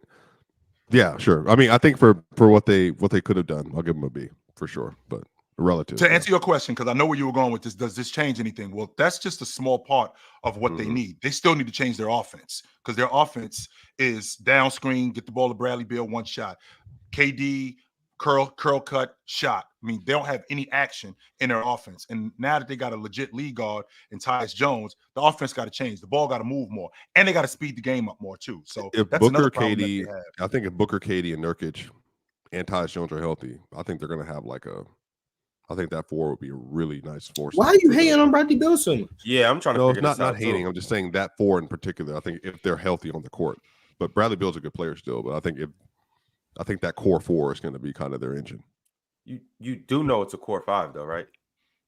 Who is the core 5? I mean, yeah, but you can do core 5, you have core 3. I mean, I don't know how Nurkic just snuck his way into the core. Wait, whoa, Nurkic was great last year. Please stop. Nurkic was great. Come on, bro. Now we're doing this. What Suns team did you want? I thought you watched basketball. Nurkic was really good last year. He was not. He was really good last year. Was great. KD and Nurkic on the court were great last year. I don't know what to tell you. They were really good. He had one of his best defensive seasons of his career last year. He was a plus passer for that team. Offensively, he's Nurkic. He is what he is, but he still plays extremely physical. He was a good player last year. Y'all tripping? I don't want to hear it. I'm not even a Nurkic guy. I'm really not. I'm not even a Nurkic guy. I'm saying among the last several years, Nurkic was better than Bradley Beal last year. No, I didn't say that. I'm asking. I'm just talking about for what their role is. No, just for what their role is. No. I thought Nurkic was good though, for sure. Yeah. Also, too, if we're gonna bring somebody up relative to role, we got to bring up Grayson Allen too. If we're gonna bring somebody, Grayson was really good last year. No, that shit was fried. You ain't buying it, John? I'm not. I don't know if y'all saw him. Like he bulked up a little bit. I think that he got bigger. Yeah, but that's because he's gonna play the 3 a lot more this year, 3 and 4. Like they're gonna run Grayson Allen at the 4 in some lineups. See, not how much bigger did he Mars get? They are going to run doing Grayson. that, Mars. I promise at some point, God. not a lot, but you will see a lineup of Bradley Beal, Devin Booker, Kevin Durant, Grayson Allen, and like one other wing. You will see those lineups. Royce O'Neal, yeah. And Grayson Allen will be at the 3 or the 4 in those lineups. That's what you will see. Maybe for a limited time in certain matchups, but Grayson Allen will play some 4 this year. Right. Chill. Like the way you're reacting would have been me 3 years ago, but that literally is just the NBA now. And you know what? You know who I blame? Where's Damo when you need him? I blame that terrorist Mike D'Antoni. This is all your fault. You ruined positional basketball, and now everybody just wants to sit around the 3-point line and shoot threes. And now you got 6'4" centers and things of that nature. This is your fault, Mike D'Antoni. You and PJ Tucker and Robert Covington, you guys did this, but hey, that's where we're at now. So shout out to Roke, man. Shout out KD getting center minutes, and shout out Grayson Allen. Hopefully he doesn't forget how to shoot now that he's bulked up, because I've seen that happen to some players. So hopefully he's still shooting the hell out of the ball. 46% from 3 last year. What was the number? I don't want to say his name because Swiper's here. You know you're gonna turn it into why he's trash. So that's it. You said what happened? Nothing. He didn't say nothing. He didn't say No, nothing. wait, say his name. Say He his name didn't what? say nothing, Swiper. As No, you he said saying, something Ron, about bulking up. He didn't say nothing. Kawhi? Swiper. No, Kawhi shot he really didn't. well after he bulked up. No, you're right. LeBron, every wing And I by know. the way, John, I do every wing I know that bulked up. KD bulked up at one point and shot really well. LeBron bulked up. He shot really well. Kawhi bulked. Oh, there's another wing that bulked up. That's right. That's right. Excuse me. Here we go. Did he shoot And better? by the way, John, I understand your disdain for Grayson Allen. Being a Bulls fan, I can dig it. Wait, did y'all Ron? Did y'all talk about I the can comments yesterday from KG and them? No, Oh, okay. What the Giannis? no, the Yeah. stuff. Oh, that stuff. Oh, That too. Yeah. happened? Well, I'm just asking. I'm not. Yeah, I'm not saying. KG said some interesting things in recent days, basically. Yeah. I mean, we here. Let's talk about it. We here. Let's get off on this exit. So, Swiper, you're addressing the conversation. Chill. Wait a minute. Why chill? They get the glasses off. The reason why I swipe it is because this is why the divide between the older guys and the younger guys. Because when KG says stuff like this, it's hard to defend it, yo. Yeah. Okay. I got It just is. It's really hard to defend this kind of stuff because I'm like, go ahead, Ron. I'm sorry. Well, KG essentially said when asked if Giannis Antetokounmpo was the best player in the East, he said you can't say that with Embiid and Tatum over there. He's probably like what, fourth best player in the East? Yeah, he did I say want to know that. who And the then- other one was. And I want to know then who Paul the third one. Pierce. Well, Paul Pierce corrected it, and then I think he was going to say Brunson is where he was going to go, but then he didn't. They didn't get a chance to finish that portion. So Paul came in and said because he said definitively Embiid and Tatum, but then there was a name that I think KG said, and Pierce was like, "Nah, I can't do that or whatever." But And then, what do y'all he think? said, and then Go ahead, he go ahead. turned around and said, and then he turns around and says, "Well, I don't think that 20 years ago these guys can play." I'm like, KG, you do know that I got to deal with this stuff when you say stuff like that. So when you say guys like Anthony Edwards, when you say guys 20 years ago, when you say guys like Giannis Antetokounmpo, when you say guys like I don't know, Joker. I'm thinking of some of the better players. De'Aaron Fox would have fried the 90s. But I get what he said though. Chill. Do you remember what he said about like the hand checking? And he was talking about like if a guy like Drew Holiday was in 2004, his argument was because you can check like the body, Right. their ability to get around the screen is just like way different now, and the level of physicality. And now if people got film on you, which he was saying, if you like to pull up on left, like not only do I know that, but now I can literally like beat you to the spot with contact. And so what he was arguing is that like Kobe and T-Mac and those guys like those Iverson, those bucket getters, there was just a different level of skill they had to have due to the fact that the rules were not in their favor. Was his argument. Now, with that being said, as a defender today, because you can't hand check as much, because you can't be as physical, now I got to be more cerebral in my approach. I got to know how to defend against you. Don't get me wrong. I understand that the game today offensively is what sells more tickets, is what gets more views, right? So what I have to do now as a defender is I have to know how to get around screens. I have to know when to play drop. I have to be a lot smarter. And when I'm playing in the 90s, when I'm playing in the 2000s, when I can be more physical, that kind of stuff goes away. I can be a little bit more physical. I can bump you off your spot. You have to play through contact. Sure, that doesn't mean that these guys wouldn't adjust to that. That's not saying that all of a sudden, if James Harden, 2015 James Harden, now has to play through contact, you're going to completely destroy him. No, James Harden, 6'5", 220 pounds. James Harden would play through contact. If you had a guy in DeMar DeRozan, if you had a guy in Drew Holiday or Jason Tatum who had to now play through contact, these guys would adjust to that. That wouldn't be that big of a deal. On top of that, these guys' skill set translates. Because why? It's 20 years later. So I've seen the game. That's like me going back 20 years and going, okay, I could do that. Why? Because it's 20 years later. I already got the answers to the test. So when KG says stuff like this, it really throws a monkey wrench in me trying to defend the 90s because that's just not true. And Paul explicitly said that they feel like they're the Kobe era, not the Jordan era. So they feel like he said that's the most skilled the NBA has ever been during their decade, like that run from like the 2000s, basically.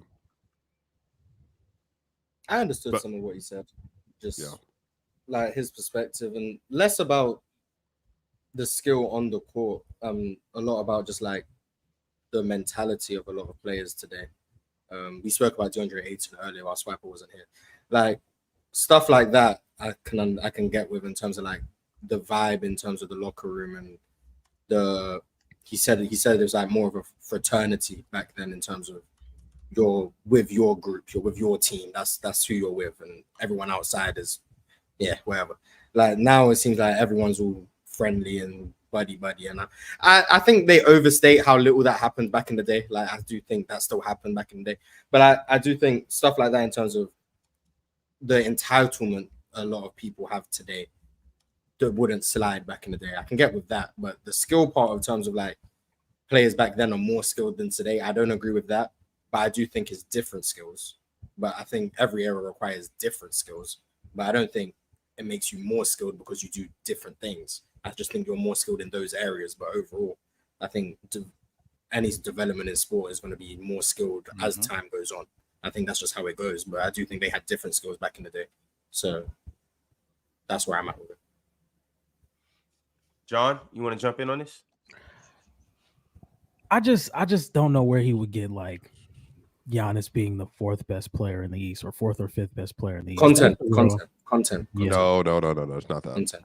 What is This is because this is the same group of players, and this is what's surprising.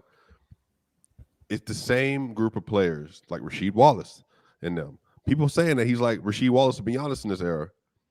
Like I just think like there's something about Giannis Antetokounmpo that people just dismiss. They don't think it's great, and they don't think he's doing anything. I think because he's not as big as Shaq, so like, and he doesn't play traditional center like Kareem. So even though he's scoring at like this all-time efficiency on all-time volume at the rim, right. It's like because he's not like Shaq is just boom, like he's moving you out the way. He's doing a baseline turnover to shoulder, catching lobs and all that. I just feel like people don't view him as a dominant center. And so because of that, therefore, it's hard for them to equate that same level of play style to a dominant wing. And there's something about Giannis, and he's corny to some people. He's also not a non-American player. So there's probably that stuff. But I just think for you, there's obviously a bias with Giannis, and there's something that people just don't appreciate about it. I was shocked, KG of all people, because KG obviously is a ball knower, and KG is one of my favorite players ever. Like he is the epitome, I think, of what an elite power forward is. And I think Giannis has just been so good for so long that I just think people, and I think because of the injuries and some other things and the shooting woes and running from the basketball, I think Giannis has enough like negative moments that's ingrained themselves in people's mind. And so therefore it's distorted people's view of what he actually is, if that makes sense. Do y'all think Joel Embiid can like take that I'm the best player in the Eastern Conference role from Giannis this season? He could actually be the best. He could actually be the best player in the league. No, we can't. To be honest with you, I'm not doing this. I'm not going that far. That's what I'm saying. Like, we're doing too much. He could be the best. Chill. If you can't pass out of a double team, you can't. He can't play make. He can't play. Okay. He can play make. He might not be able to. He cannot play make. Chill. He has a negative assist-to-turnover ratio in the playoffs. He might not be able to pass like Joker. He has a negative assist-to-turnover ratio in the playoffs. And with that being said, he's actually gotten better. He's actually gotten better at that. Because Nick Nurse put him in a connected passer role, he's a better passer now. Yes, even though he turned the ball over still at a similar rate because he can't. What do you mean? He averaged 3.8 turnovers a game last year, I believe. And how many turnovers did Joker average? Okay, just to be clear about this, like I'm about to cook you real here, but this is a professional friend cook. This isn't a mean cook. Joker averaged 1 passes per game on like 3.2 turnovers per game, as opposed to Embiid less than 60. Okay, whatever it is on 3.8. So he passed the ball more. Sure, he passed the ball more. But that's what I'm saying. Patrick Mahomes has 10 interceptions. Has 10 interceptions, but Brock Purdy has 10. Therefore, that's the same. With him passing, you're a 49ers fan. You know what that means. With him, I do know what that means. With him passing the ball more, right? With him passing the ball more, he's got the ball in his hands more. Joel Embiid playing in Philly, passing the ball more with that crew, with the way that offense is. How much better has he been in the past than what he is now? I mean, how much better has he been now than what he is in the past? Because before he was primarily a one-on-one player. The offense changed, which means that now he's got to look to pass a little bit more. and with him looking to pass a little bit more, he's not nearly as bad as what he was in the past. He has to process the offense. In the playoffs, he still is the same. He doesn't process the offense like Joker does. I won't argue that. No, he doesn't. And he got cooked. He's getting cooked in space on defense, by the way. So your whole defense thing goes out the window too. If he's not around the rim, he did worse. He was a worse defender this year. Do the injury. Only do the injury. That's my whole. But that's what part of it though. He's old. He's worn. We're the same age. Chill. I tried to play basketball the other night after the first time in months. Chill, and I was gassed after the third game. I just ain't the same. You age. But Joel Embiid is he washed at 30 years old? No, I didn't say he was washed. He never heard me say that. I think he's the top 4 player in the league. You just said he was washed. The point is that John, I think he could be the best player in the league, but I think he's made a go. Now you want to talk to John. So see what you're doing, John? I'm talking to you too, Swiper. I think he could be the best player in the league. I just think he's made of glass. That's all. I don't think he's going to be able to hold up. What would he have to do to be better than Giannis? Can you tell me what he needs to do to be better than Giannis first? Hold up. That's it. Hold up. That's it. Hold up. That's it. Hold up. Okay. So injuries don't exist. Apparently they They've don't. disappeared. I'm just saying no. Hypothetical world. Injuries don't exist. We've just removed injuries from the equation of life. Is Joel Embiid the second best player in the world? If he's not injured, injuries don't exist for anyone. No one's hurt. No one ever gets hurt. Is Joel Embiid the second best player in the world? I think he is, Mars. I think he is. So what does he do? Wait, just to be clear, what does he do in a playoff setting better than Giannis? I really genuinely want to know. Oh, he's got a when he's healthy. When he's so again, we're talking about we're talking. Was he always hurt versus Al Horford? Just to be clear. In 22, he was hurt. In 21, he was 21, he was hurt too. So, but we're talking about no injuries. Okay, so he's got a better mid-range game. I think he's a better rebounder. I think he's a better interior defender. I think he's a better interior defender.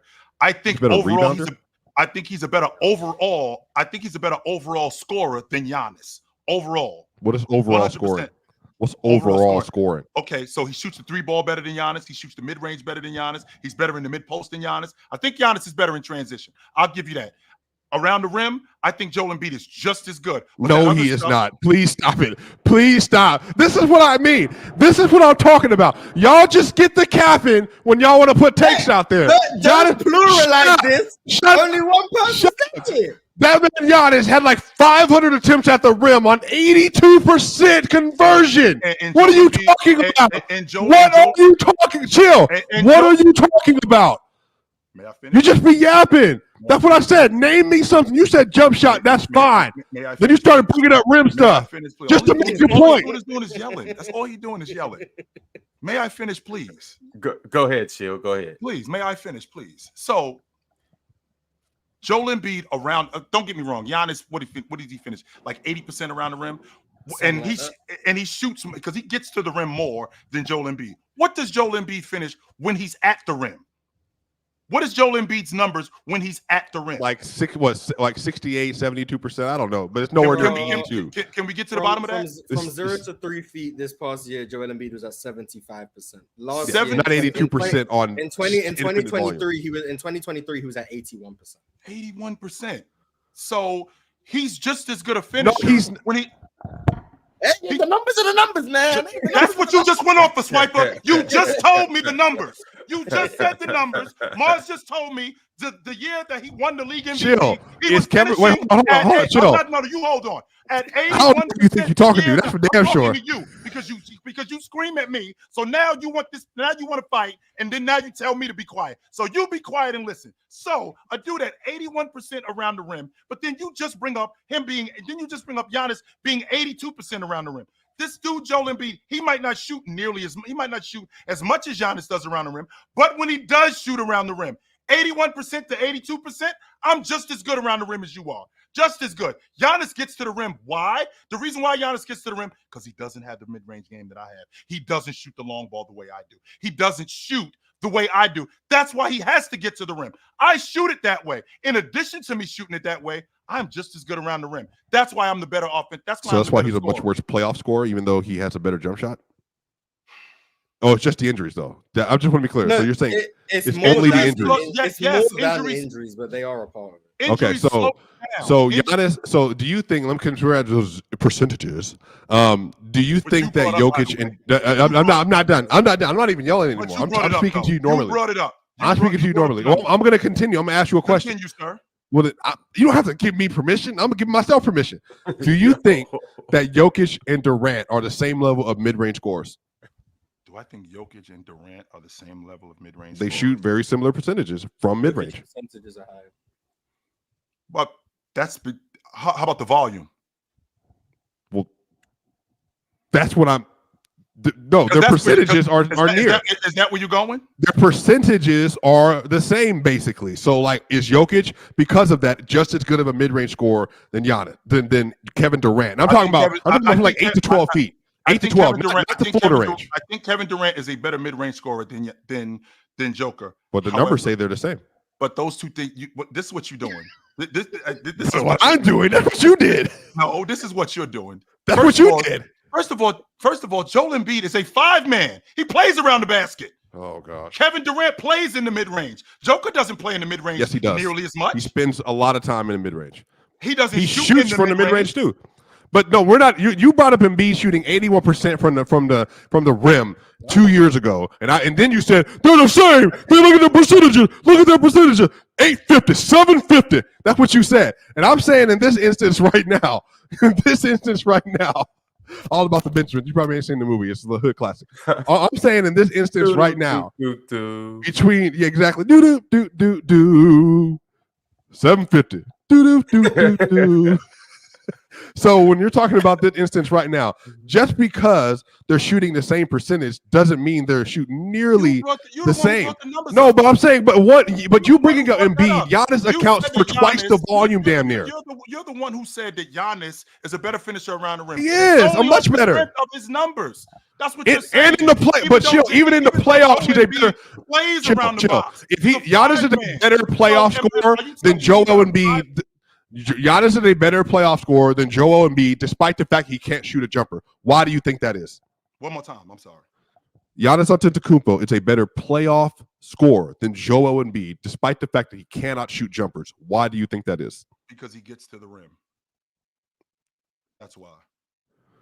Okay. So we're then saying that Giannis's ability, transcendent ability to be a finisher and transition in a half court is what makes him him.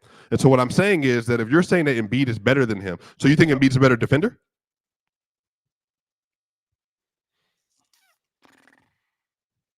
That's tough. That is tough. I think Embiid is better at the rim. I think he's better around the rim. I think Giannis is better on the perimeter. So which one's a better defender then? Overall, I think Giannis is. So Giannis is a better playmaker, better defender. More. You don't think he's a better playmaker? Stop right there. Stop right. But keep going. I'm sorry. Keep going. No. I mean, do you think he's a better playmaker? I think he's a better passer than Joel Embiid. Is he a better playmaker? No, I don't. I don't think that. Then Joe. All right, that's what I'm saying. Right.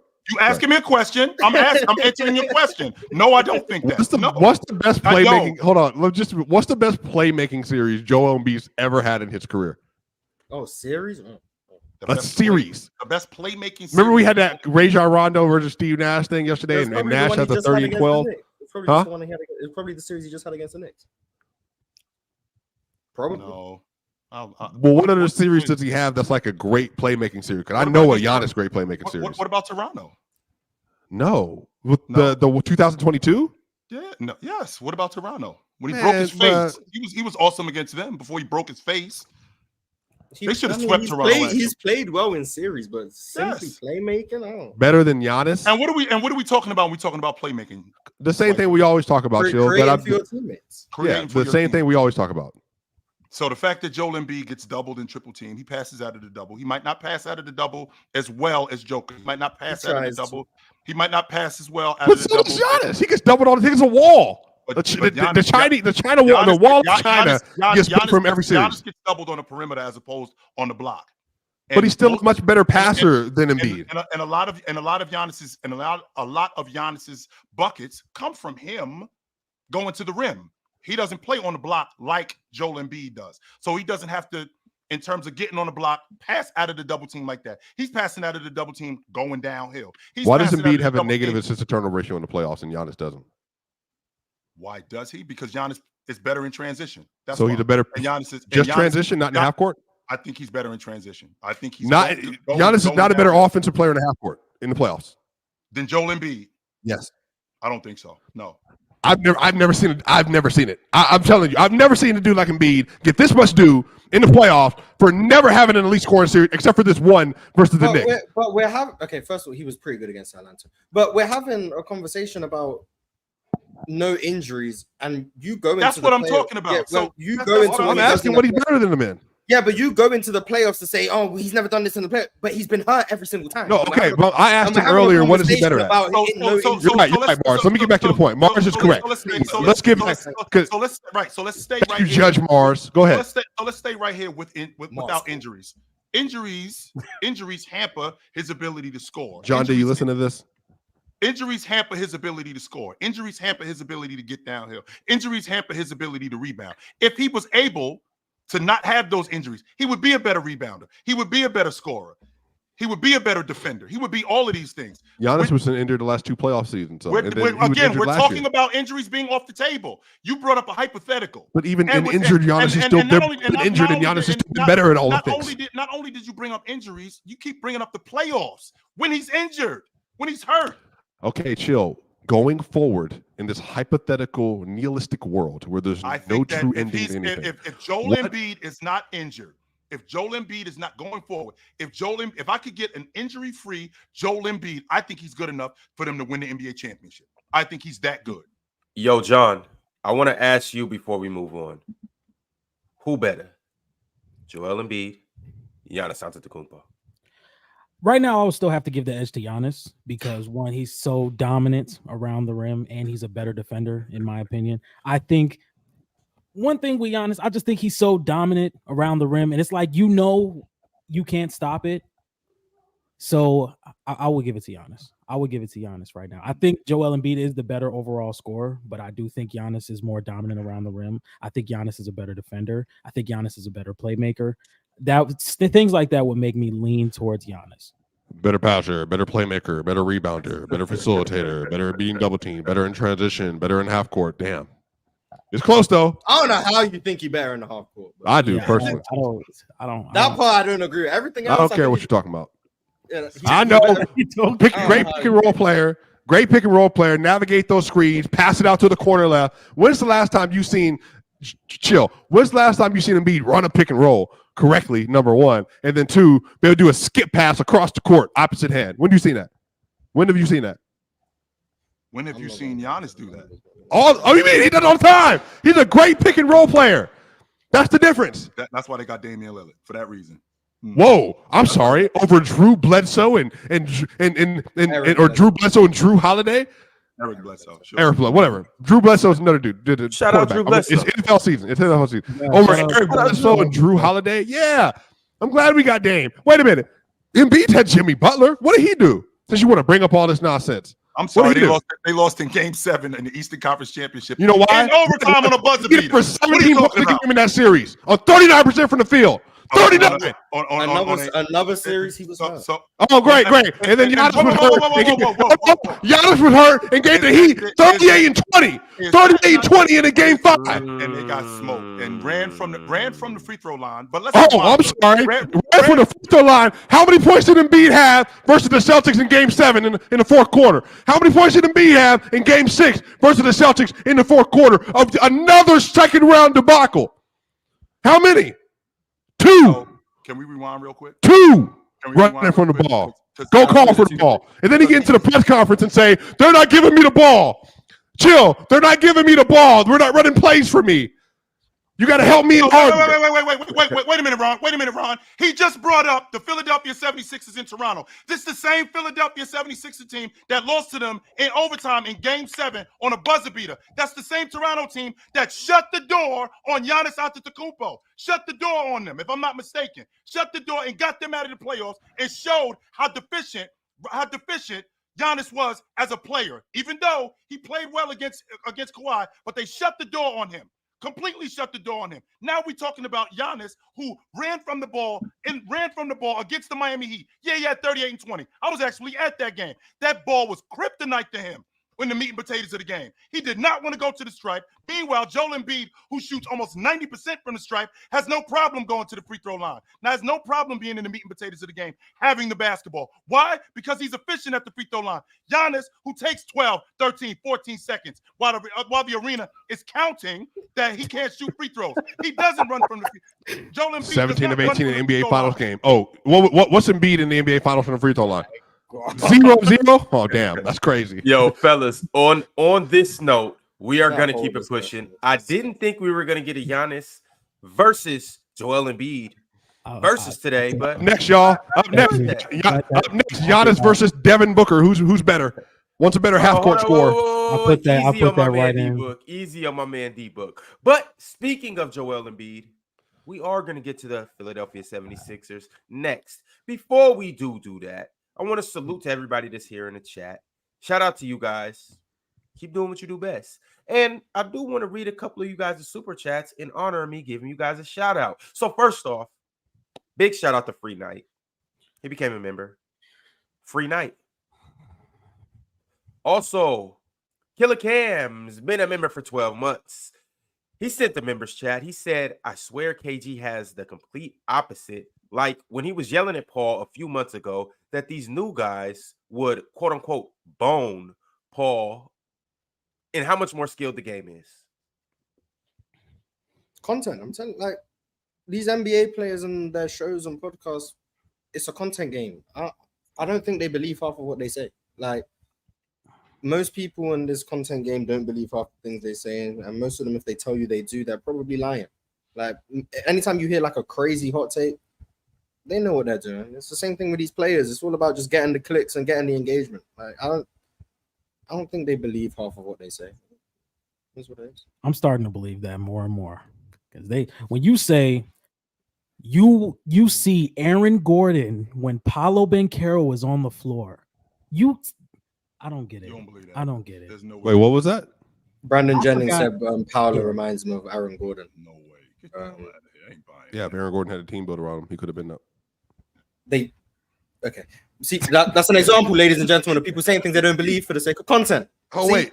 So y'all, just to be clear, so I can't say what I want to say, but Chill Town up here can say whatever he wants. Yes, There's you no do. issue. Well, All you right. can say what you want. I'm just pointing out that What are you you're talking saying about? what you can't want say for the what you sake of wanna say. content. I understand. At least I can make an argument for Chris Paul. You, on the other hand, I don't understand where you can see like, oh yeah, that's Aaron Gordon. That's Aaron Gordon right there. I'm going to tell you what he sees. It's easy. They both played for the Orlando Magic. They were both lottery picks. And at one point, the best player for the Orlando Magic. They both play the four. They're both light skinned, even though one's a little brighter than the other. They both chiseled. Is that what you're going to say next? Yeah. they got similar body frames. Paulo's obviously a little bigger. That's really it. Yeah, they're the same That's person, it. bro. Yeah. And on You top put of it that, like they're the same. he probably doesn't even watch Paulo. He just sees that Paulo's a big body four. That's it. That literally is what it is. A new guy that plays for the Magic, and that's it. Talking for the sake of talking for content. Yes. It's just the game. Like, hey man, there's not many of us authentic people out there anymore. Yeah, It's just- Jalen Green. I'm the Nobody's last ever one said anything about that standing, before. man. I'm the last one No, there's no standing, Houston man. Rockets propagandists up here at all. No, man, I'm the last of my kind. Isaiah Never Thomas gonna- not a top never 10 gonna point guard sell all out for the time. Content, man. I would never do that. Yeah, man. Yeah, It's I sad don't being know the about only that. I haven't heard Don't- John D's takes, that he says for content, but I know what Mars's is. I know what Ron's is. I would never do such a thing. I know what yours are too. I definitely wouldn't have a whole persona dedicated. We know to what doing yours just are that. too. What's mine? What's mine? Oh, don't even get us started on What's you. mine? Don't even get us started on Because you you. can't beat me on mine. You know why? Because Just Joker sing is it the best player in the world. Joker is the best player in the world. So what are you going to say? What are you going to argue with me? What are you going to argue with me about? That makes you a front runner. How about that? A front runner? I've been here since 2015. What are you talking about? And I've been a 49er fan since 1981. No, you got You one call me a down front year. runner, but You got you're one right. down year. Stop it. Ron, do you remember that conversation? He got one down year, won a Super Bowl. He went through the grind. For the decade that the 49ers didn't make the playoffs. We didn't make the playoffs for 10 You years. won 3 Super Bowls before What that. difference does it make? Chill. We still didn't make the playoffs for 10 years. Still 10 years we didn't make the Super Bowl. We not going back down this road. Hell yes, we doing that. The dude called me a front runner. Meanwhile, he got the best player in the league on his team, but he ain't. Second round pick. A second round pick. Get the hell out of here. A second round pick became the best player for a decade, and I'm still down. You had 4, Ron. He had 4 Super Bowls. I don't understand. I'm sorry, Swiper. We haven't won the Super Bowl in 30 years. 30 years. You got the best team in the NFC. What do you want me to say? We still haven't won the Super Bowl in 30 years. We missed the playoffs. So if you have a team, I want to make sure I'm understanding this correctly. If you have a fan who has been a fan of a team who has missed the playoffs, their team won the NBA championship, their team won the Super Bowl, or their team won the World Series. They missed the playoffs for 10 straight years. They haven't won the Super Bowl. They haven't won the NBA championship. They haven't won the World Series in 30 years. But they still down. They're front running. I hate you, Swiper. I don't dislike you. I hate you. I swear. I hate you. I don't dislike you. I hate you. I'm a front runner for a second round pick becoming the first MVP in NBA history. You hear this guy? You hear this guy? That's crazy. Swipe Respect Willis Reed. Respect Willis Reed. All right. Swipe in. So Willis Reed won the second round pick to become an MVP. Go ahead, Ron. It appears that I hate when I be calling out his nonsense, man. You guys aren't the biggest front runner on here. It appears that the chat has chosen Mars is the biggest front runner. That's so a fact. You guys are arguing for no reason. Mars is not clearly, but slightly. Facts. I'm a front runner for jumping on the 22-win Houston Rockets bandwagon, man. Facts. You were on the Warriors bandwagon when you first got started in basketball. No, I wasn't actually. I was on the Knicks bandwagon. Then went to the Warriors. Yeah. Oh, I'm sorry. After the second championship, you went to the Warriors? The moment KD joined, yeah. Yeah, I mean, that's okay, but you just got to know your personality. Some of us, like me, from our city, go through the grind. Some of us, like Chill, from wherever he's from, he just, 49ers got cool colors. Respect the colors, man. I like your jerseys. That's why I'm down with y'all. John, why you hiding behind that mic? Yeah, he just yeah. What are you? Lakers fan. You hiding behind that mic, John. Hey man, hey. You got MVPs and championships in your legacy. I can't. I know what I am. Are you a Bears fan? No, I'm a Steelers fan. Yeah. So are you a Cubs fan? Are you a Blackhawk fan? I don't watch baseball. Are you a White Sox fan or a Cubs fan? I would say I'm a White Sox fan. I don't watch the game as much, but I go to the games because they just matter. so you know they're garbage, by the way. Yeah, that's I cool. know that. The Rockies ain't never been good except for 1 year. And I'm gonna come up here with a Todd Helton jersey on one day. What'd you say, Ron? Says shout out Blackman. And then you're from Seattle. Ron's still loyal to the Seahawks and all them other teams and Sonics even. Yeah. Oh yeah. Week 1. What you want to do? Oh really? You want to take that bet? Yeah. What you want to do? I bet you 1 week's worth of our junk. We gonna treat Bo Nix the same way that the Huskies treated him last year. All right, that's what we gonna do to Bo picks. Does DK Metcalf have over 50 yards versus Patrick Surtain that game? Yeah, he has 150. That's you would wild. not make that bet. Please stop. What? Please That's stop. not. No, you that's sleep no. on That's You would crazy. not. You would not do that. Look. You would not. Ron, You hear him chill. Well, you hear him chill. Don't do that, Well, Ron. Yeah. Ron, I'm talking to you as your man. Don't do that. Don't make that Listen, bet. We gotta get back to the super chats, but y'all sleep on DK. But either way it goes, Trey Musa Gaming said you'll never find a hairline like mine. If you know, you know. Someone who loves you just like I do. Chill, you ain't never seen that movie, All About the Benjamins? Yes, I have. That's a good movie. Do it for me, Chill. 750. 750. Yo, Phil Sutter said Dub Shoes in the background. Appreciate you, Phil. And he's been around for 3 months, so shout out, Phil. Also, Phil sent through a follow-up super chat. He said playmaking equals creating advantages for your teammates. Example, Jokic in the post gets doubled, passes to the top of the key, then passes to the wing for a 3. That's Jokic playmaking. That's called the hockey assist right there. Yes. Thank you, Phil. Sauce Man Bandit 72 has been a member for 7 months and sent through a members chat in what? A avatar picture that he has. Hey, don't we all love oranges? He said, T-Law will prove you haters wrong, Duval. Incoming. Has Trevor Lawrence thrown for more than 21 touchdowns in a year in his career yet? I think he had 25 and 8 his second season. 25 cooked. and 8 his second season. Cooked. I think. Is he better than Jordan Love? That's what I'm trying to figure out. He's a turnover machine, though. Yeah. I like him too, but I mean, is he better than Jordan Love? Because he and Jordan Love conversation now. He's a good player, but it's hard to. CJ Stroud, the best QB in the league, man. All right, Mars. That's like saying Wayne Rooney over Ronaldinho at their apex. No, it's just not. It's not the same. He's a really good player, though. He is a good player. I really like CJ. I think he can be top 5. Yeah. I think the big four, Ron, can be Patrick, Burrow, Josh, Lamar, and Stroud by the end of the year. I think he can beat Herbert. I'm not mad at that, but it don't even matter. We just worried about the big 2. Burrow and Burrow. No. I thought it was about 2. No. It's Pat and Josh Allen. That's why the 49ers we win in the bowl game this year, because Cincinnati's going to take care of Kansas City, and we ain't got to see them. So I'm good. You ducking the fade is crazy. 100%. I don't want nothing else to do with Patrick Ducking Mahomes. the fade is 100%. Sorry, I want nothing else to do with Patrick Mahomes. Nothing. I don't blame you. I don't want nothing else to do with him. I'm good. All right, y'all. We got to get back to the Philadelphia 76ers and what they have done this offseason. We talked about Joel Embiid a lot, but let's talk about everything that they've put together. As you know, they've made some of the bigger splashes. They also lost a couple pieces. So let's go ahead and dive into it. Just to start with the elephant in the room, they got Paul George. They also got Caleb Martin, Andre Drummond, Eric Gordon, Reggie Jackson, an Olympic star, Yabusele from Spain.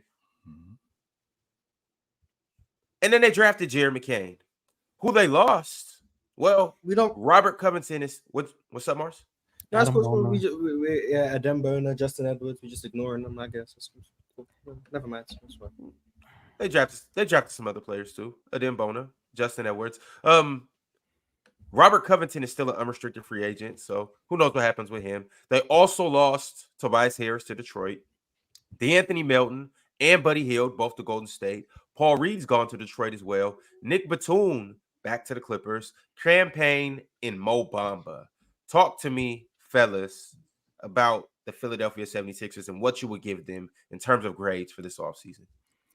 I really like the Eric Gordon signing. Losing Buddy Hield, I think that's why they did that. Getting Eric Gordon, I think he's really going to help them be able to stretch the defense and just be a shot maker that they need. Bagging Paul George, I don't think bagging Paul George is a bigger deal as people think it is. I think the post that's holding up that 10 is Joel Embiid. So as good as Paul George could be, none of that matters unless Joel Embiid stays healthy. None of it does. So I give them a C if I'm being honest. And they also re-signed Tyrese Maxey too. Yes, they did re-sign Tyrese Maxey, which was a big deal. I expected that though. Yeah. Yeah, you still gotta do what's expected. I mean, I do have to give them credit for that, sure. Yeah. I did expect them to re-sign Maxey. That's why I'm probably not giving them as much credit for that, because I expected them to do that. I think the Paul George signing is really going to help. Like, if we look back in the playoffs, the Philadelphia 76ers were awful without Joel Embiid on the floor. And now Paul George gets moved from a second option to a third option. He's not relied on as much as the scorer that he was for the Clippers. He's also coming off a season where he played 74 games. That's the most in his entire Clippers tenure. I definitely think the 76ers got better. I did not like the fact that they lost DeAnthony Melton and Buddy Hield. I think DeAnthony Melton could have started next to Tyrese Maxey, but I definitely like the drafting of Jared McCain, floor spacer. He looks like a great floor general, which he did not show at Duke. I think he makes great decisions with the ball in his hands. So I would give the Sixers a B+, a B-. I think they're in that same range with the Bucks, and the Knicks. Like they could make an ECF. If they are healthy, I think they can make it to an ECF. Mars, chill. Well, chill just went. I was waiting for Swapper, but okay, I'll go. They got off Tobias Harris, A+. Swapper. Their starting lineup's going to be Maxey, Kelly Oubre, George, Caleb, Embiid. Yeah. Yeah. Man, I love that lineup. I'm not. Yeah, gonna I think lie that's to you. really good. I think that's a Boston Celtics lineup for sure. If I was the Actually, I gotta 76ers, upgrade that. I do. I got to upgrade that. yeah, if I was the got. I 76ers, got to upgrade it to a B because I love the fact that they. You got got it Andre at C. I had him Yeah, at a C. C. Yeah. Oh, I Well, gotta even with upgrade Paul it. George edition. Plays against the Celtics. The Paul George edition doesn't really move me as much as what Joel Embiid is to them. Because as good as Paul George is, I don't feel like it matters unless Joel Embiid stays healthy. But the fact that they got a backup 5-man in Andre Drummond, I think that was a bit. I think that was big time too. So I had them at a C. I got to move that up to a B plus. Joel Embiid, Eric Gordon. I really like that. I'm sorry to interrupt you, Swipe. No, you're fine.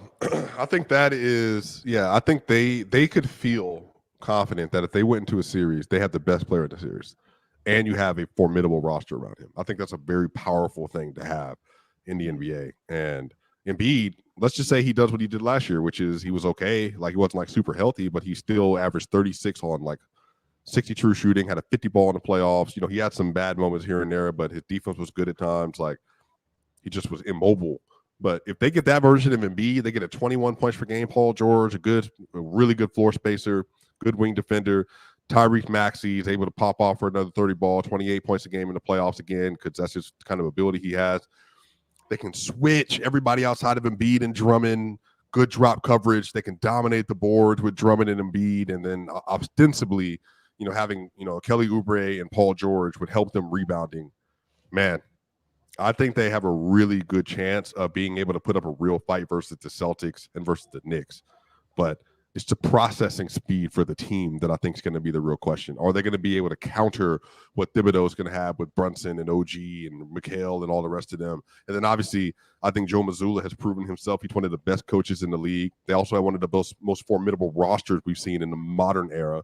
So they just have a lot to deal with. And I think the Celtics, the thing that makes them so difficult for the Sixers to beat is the Celtics' connectivity. They don't question what they're doing on every possession. They know exactly where they're supposed to go, which I actually think is their main strength. They don't have any questions about what their main purpose of their offense is or the role of their players defensively. So the Sixers are going to need to have real true buy-in in order to accelerate their talent. But I do think they can with Nick Nurse. But will they do it? That's the question. I actually don't think they're going to make it past the second round again, but that's more so because of what I think about the Celtics and the Knicks. Swiper, I don't really want to compare this team just yet because we haven't seen them play. We know, and obviously the Knicks got some new additions, but like we know we're almost sure that Mikal Bridges is going to slide in effortlessly with those guys. And he played with a majority of those guys in college as well. But I more so just want to focus on what the Sixers did, because I sincerely believe they won the offseason, and I think it's by a landslide. Not only did they re-sign their guys back, they got back glue guys like Kyle Lowry, who's obviously going to be the offseason in the NBA. Yeah. Even over the Thunder? Yeah. I got just because of Paul George? No. I'm about to go through it. I think re-signing Tyrese Maxey, getting who's a legit all-star level player. All-star. You can call him an all-star. I think he'll be an all-star. I do. 25 and 6? Yeah, 25 and 6? Come on, man. 30 in the playoffs? Yeah, ain't many dudes doing that. No, there's not many dudes doing that. But keep going, Ron. They tied him down, getting guys like Kyle Lowry back on the books. Now he's gonna play the Chris Paul role, you know that, but still a good locker room guy, strong presence. He's gonna provide you tough minutes, and he's gonna set the tone for this team, especially under Nick Nurse. Nick Nurse and Kyle Lowry, they have that chemistry. So now your locker room is not divided. Everybody's on the same page. A young guy like KJ Martin, I like a guy like that through an 82-game season to come in, provide you spot minutes. A guy like that, re-signing him. But then let me get into, the guys that they brought in. Obviously, Paul George. He brings you a third-level all-star player on the team. So you got the talent there. Joel Embiid, Paul George, Tyrese Maxey. You got that.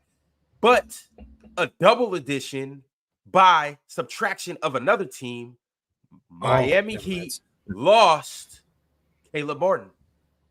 Then plucking them from the Miami Heat, I felt like that was a very strategical move and a smart move. But I like him because he has playoff experience. He's been in the trenches. He's played against these teams, all of these teams in the East, when it mattered, next to Jimmy Butler. And on top of that, a lot of people would say he was the Eastern Conference Player of the Year that in that one series. A lot of people say he outplayed. Yeah. I would have. I think that move is slept on. That Caleb Martin move, I sincerely believe that's slept on. Offensively and defensively. You put him next to Kelly Oubre, hey, don't let me bring up the ghost of ticket and how he feels about Kelly Oubre's defense and all of this other good stuff. I'm high on Kelly Oubre. I love Kelly Oubre, especially slotting him and Caleb Martin next to those 3 all-star level guys in the starting lineup. I think that's major. You draft a guy like Jared McCain. Who knows what he's going to bring to the table? But it's a potential that him and his glittery nails could provide a spark throughout the season. So shout out Jared McCain. Who knows what he's going to bring to the table as a rookie? Chill, you mentioned it, Andre Drummond. I'm big on having 2 good centers because now you don't lack at the center position. You don't lack any minutes. When Joel Embiid comes out, you put in Andre Drummond. And we know that Joel Embiid can be injury prone, so he may miss some games. He's going to miss some games. With Drummond, George, and Caleb, and the offense is going to change. That'll be fun though. I mean, Drummond's gonna rebound every miss. That's it, right? The offense changes now. The offense now runs through Paul George and Maxey more. Kelly Oubre is more of a spot-up shooter and a defender. They start playing faster because Drummond speeds them up on the glass. How many ball handlers do they have, Joe? That's the real question. So you got Joel Embiid as a ball handler. You got Maxey as a ball handler. No, he's not an initiator. Okay, so he ran 27 pick and rolls last year. Okay. So you got Joel Embiid as a ball handler. You got Paul George. No, but Max. You know what I mean. Boston Celtics level ball handlers. But, okay, so just again, you got Maxey. Let's see. You got Paul George. Who else am I thinking about? Kyle Lowry. But Kyle Lowry's not going to play much. Kyle Lowry's not going to play much. No, Eric Gordon's Caleb can initiate a little bit. Yeah, he can initiate just a little bit. Two, definitely. So I think Jared McCain could. I think How much is he going to play though as a rook?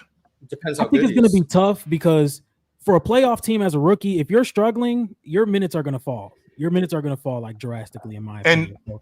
And when you think about a rookie, what position does he play? He's the lead guard. He's going to have to take those minutes from Maxey, who is not going to do that. That's not going to happen. So legit, and I'm talking about guys that we're going to depend on. Maxey, Paul George. Those are going to be our primary ball handlers. I think they got more than that, though, Chill. I think Joel Embiid's a ball handler, too. I do.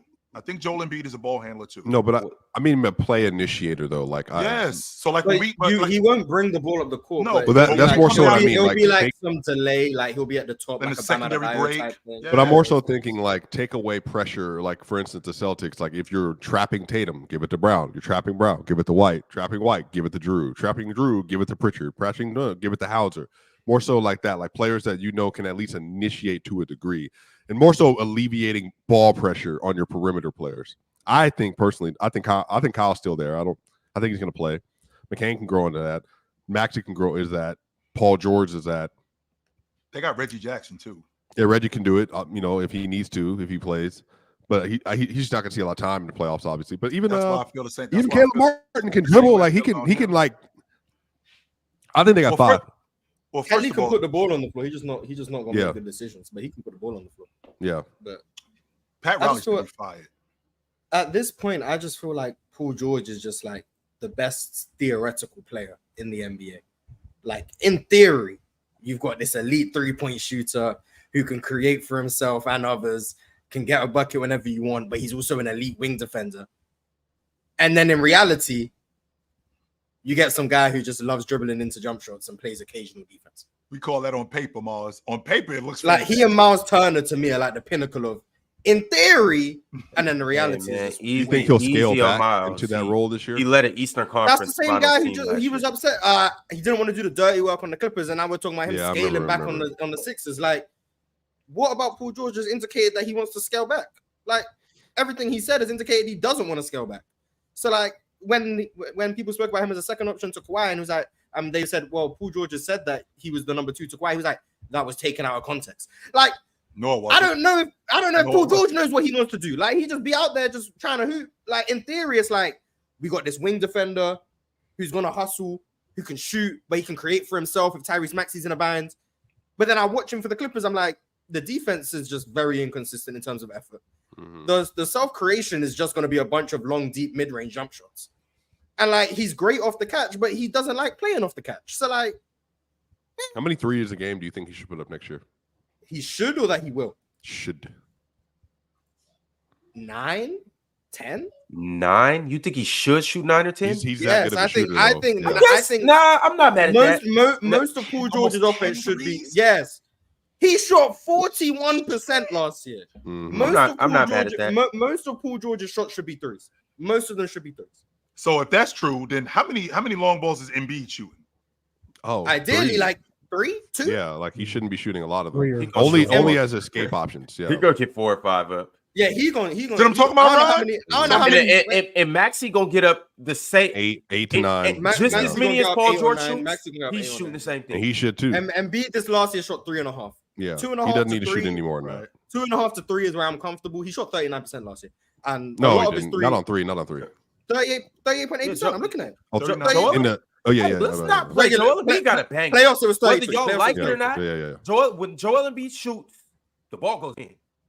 No Uh, matter Still where out say on the he floor. sticks at 3. Like, You me 3 or guys 4 a just don't game. like it. You guys don't like it because he should be doing other things. But no, when Joel I think he's Embiid one of the shoots best scorers in the ball, league. I'm goes fine. in. I feel this past postseason he shot more, but that's because he was clearly hampered. He just wasn't playing inside. But three threes is cool for They're Joel. one of the especially and there's a when you misnomer about them watch him, too. a Mars. lot of his threes are at the end of the clock too. It's not like he's just shooting a 3. with They were 17 already seconds. one of the best 3-point shooting Like teams they don't in the run league. stuff. They don't run action for him to shoot threes. No, Yeah, they they do don't. pick and pops. But see, here's the thing. The difficult thing about Tyrese, and this is why the 76ers are so freaking good. Chill. What they do is they will run this DHO action at the top of the key with Tyrese Maxey either off ball or have Maxey on ball with Embiid.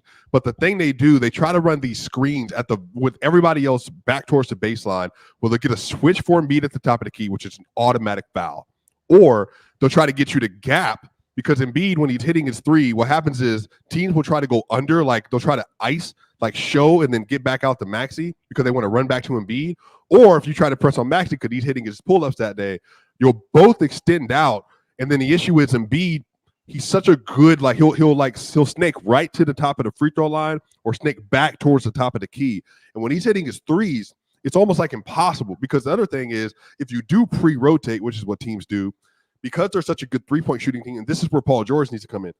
Paul George, I'm talking about as soon as they rotate, you should be sliding to the open gap because they're going to give you wide open 3-pointers. Wide open because Embiid's going to have the most offensive gravity of any player Paul George has ever He's played gonna with. get the most attention of all the guys. Bro, I think Paul George could be a 44% like wide open 3-point shooter this year. He's that good of a shooter. But it's just about him If he's knowing shooting 44% on 9 or 10 threes, on open threes. open threes. Okay, Open so threes. if he's got 10 of them, how many of them are open? 3? Let's say it's 4. I would say 4 open 3s a game would be about He's like a lot. 42% over the last 3 years on his. Yeah, that's what I'm saying. He's an elite open 3-point shooter, but he's going to have even more space. Maxey, in respect, Maxey's going to be better. I mean, he's even better than what Harden was last year. So I mean, it's just a matter of PG stepping. But even Caleb's a good 3-point shooter, like in open shots, like So Kelly Oubre, like they have at least a lot. the only one who's like, Right. where it's like unreliable, but everyone else can shoot. And you give Joel space. The more space Joel has, the easier his reads are. And like he's not. And it's weird because at Kansas, I thought he was a good playmaker. I don't know what happened, but anyway, like. Give Joel the most time to be able to process the floor because teams are going to send a bunch of different coverages at him. That's how you really like mess him up in terms of just sending different looks at him so he can't just be reactionary and understand what's happening. But if you give him more space to be able to dissect that, he can make the adequate read. So giving him as much spacing as he has, and Maxey being so good playing off of him in terms of that DHO game, the ability for like Maxey to pitch it to Embiid and then chase it again is what makes them so unstoppable because he's constantly moving in those that's situations. the other And then thing you get about him the downhill, it's like, and that's where the He's just- separation with Joel Embiid and Joker comes in because he can't process it as fast as Joker does. Well, But no he's one can able process to- it like him. No one. I'm not going to argue that because nobody can. But if apparently Will can. But yeah, actually he could. But anyway, the fact that the what you just brought up, Mars, and with getting Joel Embiid to dive to the rim more. Mm-hmm. I think that now that shrinks the defense, and with that shrinking the defense, I mean that long ball line is going to be wide. But the thing is, though, what makes the open. Sixers so dangerous regular season, like Embiid is so like because he's such a force, they start cutting to the rim chill off that backside action because Embiid's at the top of the key, and they're wide open. Like they're wide open, man. Yeah. So like their offense, and the only way you beat the Sixers, y'all, and this is why the Celtics and the Knicks are the teams. You have to have immense physicality on the interior of your defense, and you have to have wings who can body. Drew Holiday, Derrick, Brown, and Tatum, they can switch on to Embiid and they can body, and they'll all play physical with him. That's how you get that. Can OG and yes, OG is a nightmare. I'm telling you right now. Chill. OG probably defended him better than anyone except Mitchell Robinson in that series. OG is a nightmare, dude. He's like 242, like he's like a thick 6'7". He's huge. But even Mikhail's not like, he's slight, but he's not like weak. Like he'll play physical with you. Mitchell, they're gonna have Mitchell, they're gonna have OG. But even I think for them, they're just gonna crowd everything Embiid does because they're just going to have so much athleticism on the wings that they're just going to be able to move. That's where Paul George comes in for me. Because Maxey, I think, is going to go off. Paul George is the X factor. It's just hopefully it works out. I think we've seen this story before, Chill. The X factor. There's a difference between the X factor and the primary, and maybe Paul George is that. I still think that this ship it sinks with Embiid. Well, yeah, it's all irrelevant if Embiid's not healthy. Like all of it's irrelevant. Paul George can be great. Maxey can. If Embiid's not healthy, it's irrelevant. But assuming health, which is borderline impossible with Embiid, is going to come down because I think Embiid is developing as a playmaker to where I think he's going to be great in the playoffs. It's going to come down to Paul George not just making or missing shots, just being dialed in, being locked in on both sides of the ball, and just not playing outside of himself. If he can just play within the confines of his role, catch and shoot, make quick decisions, attack closeouts, connected passing, be a very good switchable POA. Those things, the Sixers have a good shot. If he tries playing outside himself, I don't think they're going to go very. But he shouldn't have to, though, Mars, considering who he's running with and the kind of offense that they run. He shouldn't have to do any more than what he already does. He shouldn't have to do that. If you look at the crew, when he done the dirty work that he complains about, well, they got dirty work guys. The bucket getters, well, that's what you got Embiid for. Right? That's what you got a downhill threat like Maxey for. He shouldn't have to do anything more than what he already does. Nothing. All right, fellas. We are going to move on to another interesting team out east. The Orlando Magic. Now, let's talk about what they've done so far this offseason and what they haven't done. Well, the first thing they haven't done is re-sign their unrestricted free agent, Markelle Fultz. So that remains in the air. Interesting to see what's going to happen with Markelle. They have lost Joe Ingles. And they lost Schofield. And they lost Chuma. As for the players that they've got, they got KCP, Tristan da Silva. They drafted him from Colorado. They also signed Corey Joseph as well. Re-signed Mo Wagner. And extended Wagner, Mars. Braun for the last time. Wagner. It's not Wagner. That's not my name. Wagner. They re-signed Mo Wagner. And they extended Jonathan Isaac. How are we feeling about the Orlando Magic's offseason? I like it. I mean, you bring in KCP, who was a 41% three-point shooter, one of the better perimeter defenders in the league. You draft Tristan da Silva, who I think has a very mature part to his game. He takes the right shots. He's good in the mid-range. He's good in the outside. He can put the ball on the floor. I think Jett Howard is going to get more minutes this season. I definitely think he's a positive three-point shooter. But I said this earlier. I mean, I think it comes down to who's going to be hitting the most outside shots, because when this Magic team, when their three-pointers aren't knocking down, this offense can look really ugly. It can look really ugly, and it can lead to some bad basketball. Right? And the defense is great. The defense is great. Don't get me wrong, but if there's a limited amount of floor spacing on the floor consistently with this Orlando Magic team, it's just hard for me to think that they can be higher than a 6 seed. But if they're knocking their shots down, plus being one of the better defensive teams in the league, and they just added to that with bringing in KCP, I think they can be a 4 or 5 seed. They can be one of those sneaky teams that can sneak into the top 4. And I would have to give them a B+. If everything goes right, I would say an A, but right now a B+. I think bagging Jonathan Isaac was a big deal, getting him back in the fold. That was really important. I didn't realize until I really started watching him how important he is in the limited minutes that he played. I think that last year was a feel out year. They wanted to see where he was physically, and I think next year they ramp up his minutes and they get him more involved in the game, not just defensively, but I feel like offensively too. The fact that they didn't upgrade at the lead guard spot, they didn't do that because I think they think Anthony Black is the future, very much like what Bilal is in Washington. And I feel like he has to take that step in order for them to be what they are. I really like the idea of them maxing out Wagner because now we got a franchise plan. We got somebody that we're going to build around. And they're going to do the same thing with Paolo because I feel like this team who we didn't talk about last year, I mean, they were one of the top 3 teams defensively during the season. And that was largely due to how they defended on the perimeter more than anything. I didn't realize how good of a playmaker and passer that Paolo was. And by watching him, I really think that he's going to help them. But at the lead guard spot, more than anything, with Anthony Black, I think that addition is what's going to help them the most. I give them a B+. Yeah, I mean, they have money. They have the means. They're trying to grow. They just added another version of Jalen Suggs on the roster. And they're going to start Jalen Suggs, KCP, Franz, Paolo, and Wendell. Mm-hmm. And you're not scoring. So it's an A. I mean, they just have the ability to, Paolo's got 2 more years on this deal. They got money. Like, they literally, there's no downside to anything they've done. They have young players waiting in the wings, young players on the roster that are starting. They're just in a very good position. Chill, what would Paolo have to jump to for them to get 2 games off the Celtics in the playoffs? Because their defense is going to be there.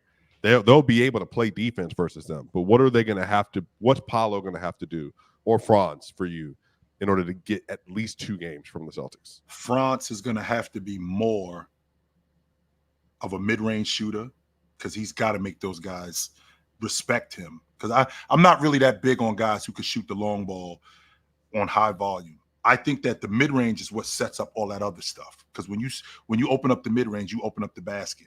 So I feel like if Franz could be more of a mid-range shooter, he could get downhill more, and on top of that, being a better defender. Because if he can't defend, if we just go in bucket for bucket, I think they smoke Orlando.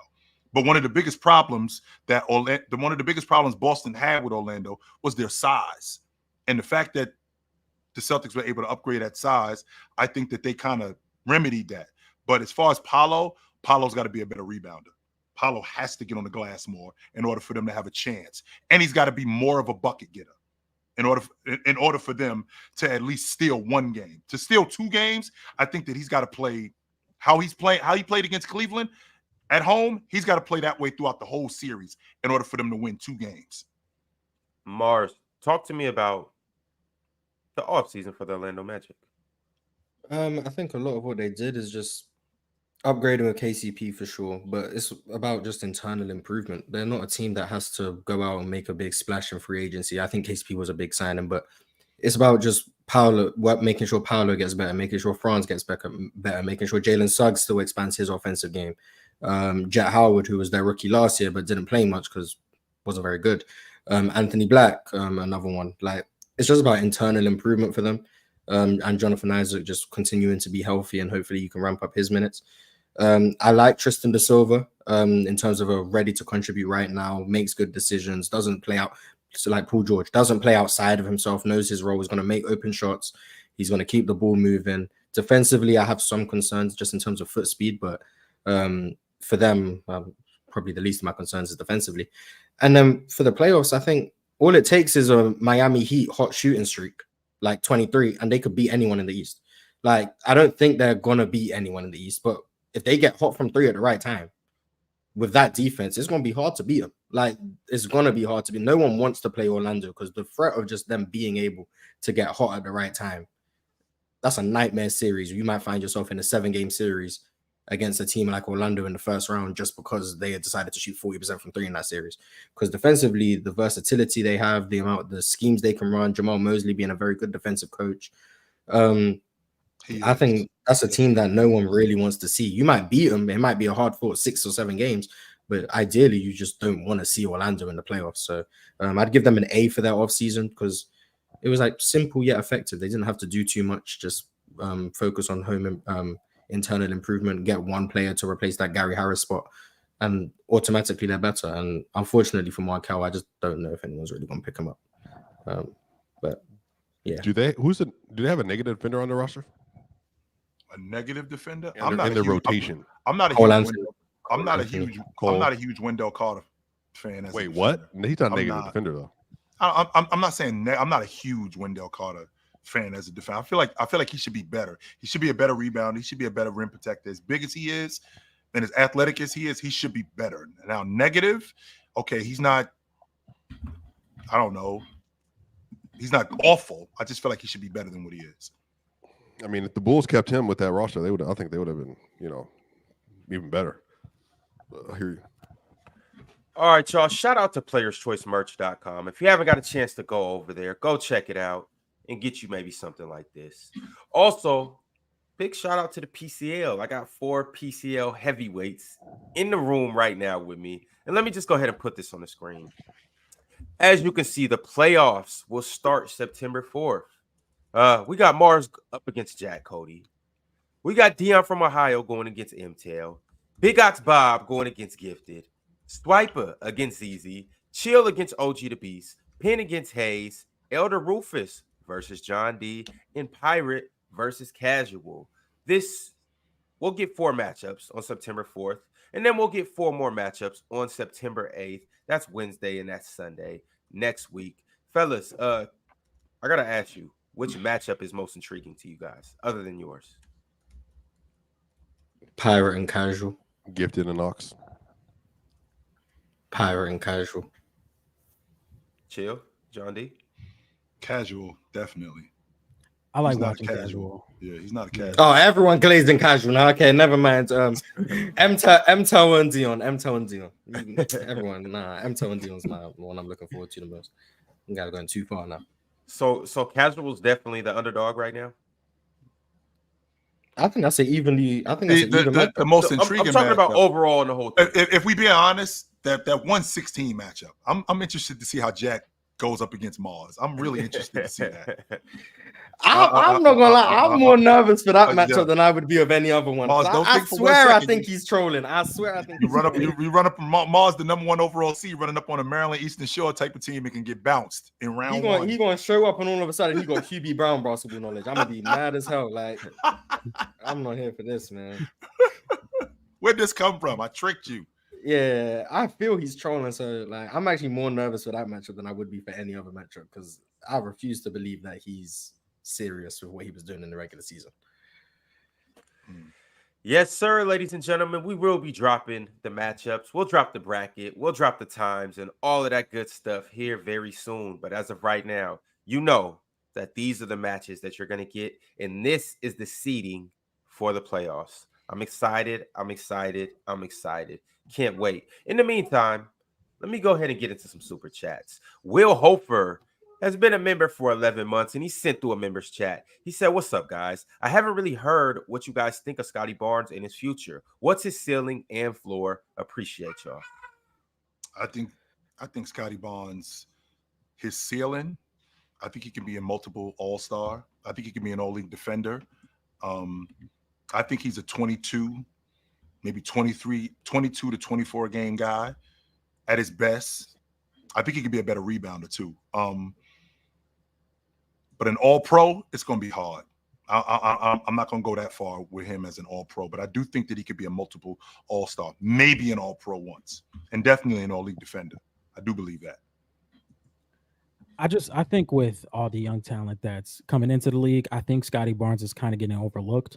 I definitely agree. I think he can be like a 22, 24, maybe get a couple seasons where he's 25 a game. I definitely think he has the potential to be a solid rebounder. Definitely think he could be a switchable defender. And I think his playmaking is underrated. But when we think about a lot of young players that are coming into the league, a lot of people aren't bringing up Scotty Barnes first in those conversations. And that's not necessarily the worst thing. I still think Scotty Barnes is going to have a great career. And I definitely think he's going to lead some high-level winning teams, maybe some playoff runs, but that's really all I have to say about it. Scotty Barnes is going to be one of the better players in the league for the foreseeable future. Once guys like we just spoke on him, Paul George, Jimmy Butler, LeBron, Kevin Durant, Steph Curry. Once these guys fizzle out, it's Scotty Barnes is right there. It's his league along with Cade Cunningham's and those guys. And I'm talking about more so perimeter players. I'm not talking about like Wemby's, Paulos, Chets, and those guys. Scotty Barnes is right there. I think he's going to grow into I don't think he's ever going to be a 30-point per game scorer, but he's going to be that jack of all trades guy that's going to be very, very good. Elite level defender, playmaker, all of that good stuff. I think he's going to be very good. I think he can be the most versatile wing in the league. Now, like Paul George? No, like so not that good. Okay. I just don't think Paul George is as versatile as him. Okay. I think I don't know what player I would liken him to. I don't really have a comparison. I just think kind of like Jimmy a little bit. Buckets? A little bit. Yeah, I said Ben Simmons, but just different, like a better shooter. When he came in, I thought Ben Simmons when he came in. But he's shown more of a willingness to be a jump shooter and just play in the variety of different roles as opposed to Ben. Like seeing him as a screener this year, seeing him pass out of the post, seeing him initiate pick and rolls. He's guarded, like he's not an elite defender right now, just in terms of motor and stuff, but he's guarded all 5 positions legitimately this year, like in terms of just matchups and switching and all of those things. Like that versatility I'm talking about, but then he also provides some help side rim protection when he's locked in, but he can play passing lanes now. Like there won't be one thing I think he can't do. Now, I think his ultimate ceiling is dependent on his jump shot. Like that's what it's going to come down to. How good of a shooter can he be? But just in terms of versatility, I think he might be the most versatile wing in the league sooner rather than later. And that's extreme value. I don't know if that means he's a top 10, 20 player or whatever, but he can be really, really good. Yeah. YSN Money has been a member for 17 months and sent through a members chat. He said all-time first team and second team of on-ball defenders, Dub show. At each position, or can I just pick like just five point guards if I want to? 5 on-ball defenders. Gary Payton, Kawhi, Scottie Pippen,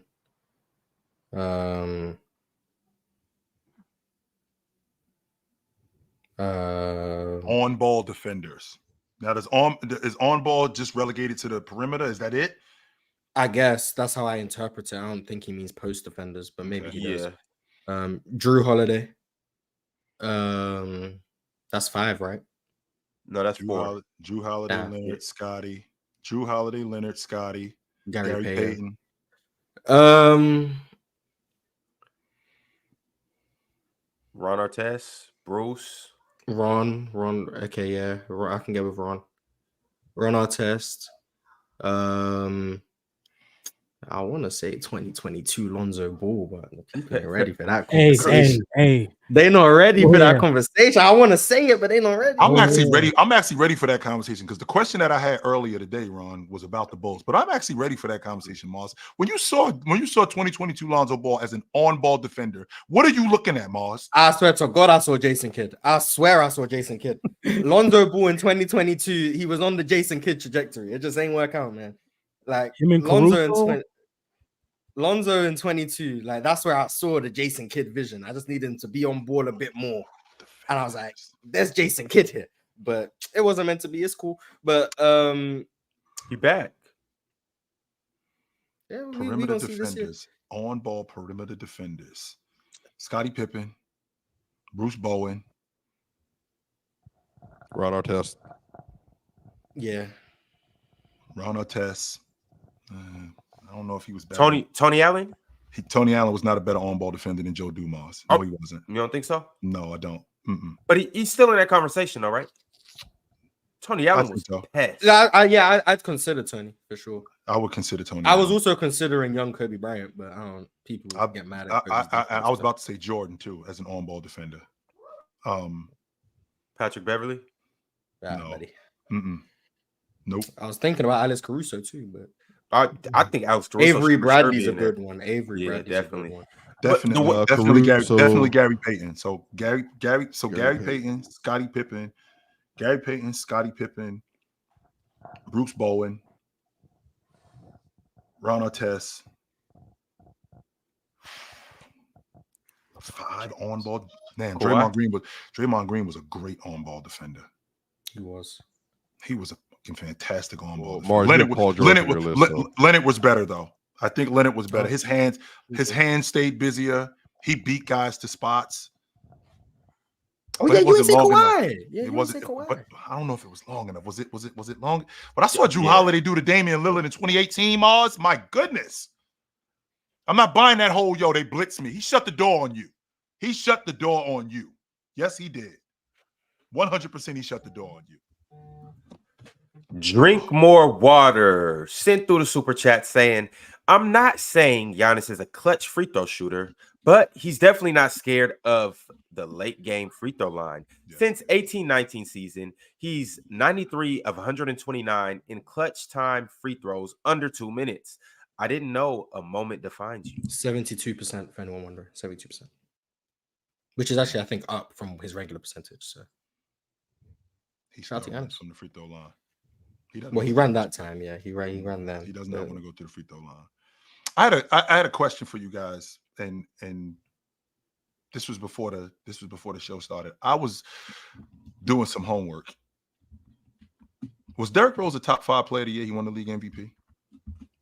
Oh, we had that conversation on Open Gym last week. We said no, but LeBron. Now this is Kobe.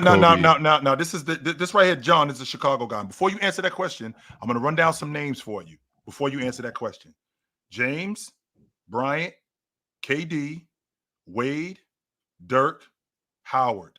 Where does he fall in that space? He's not in it. He's not. Okay, so He's not. and that leads me to my next question. Mars, was Steve Nash in 2005 a top 5 player when he won the league MVP? you don't want to hear my answer. And I'm gonna run down some names for you before you answer that question. I'm biased. I'm just Duncan, Bryant, Diesel, Allen Iverson, Tracy McGrady. Steve. If those are the names, Steve Nash was a top 5 player. Yeah, he definitely Okay. better than Tracy McGrady. Okay, now But I'm biased, so other people might disagree. But one more, and one more. In 2021, was Joker a top 5 player in the league? Swiper, was he?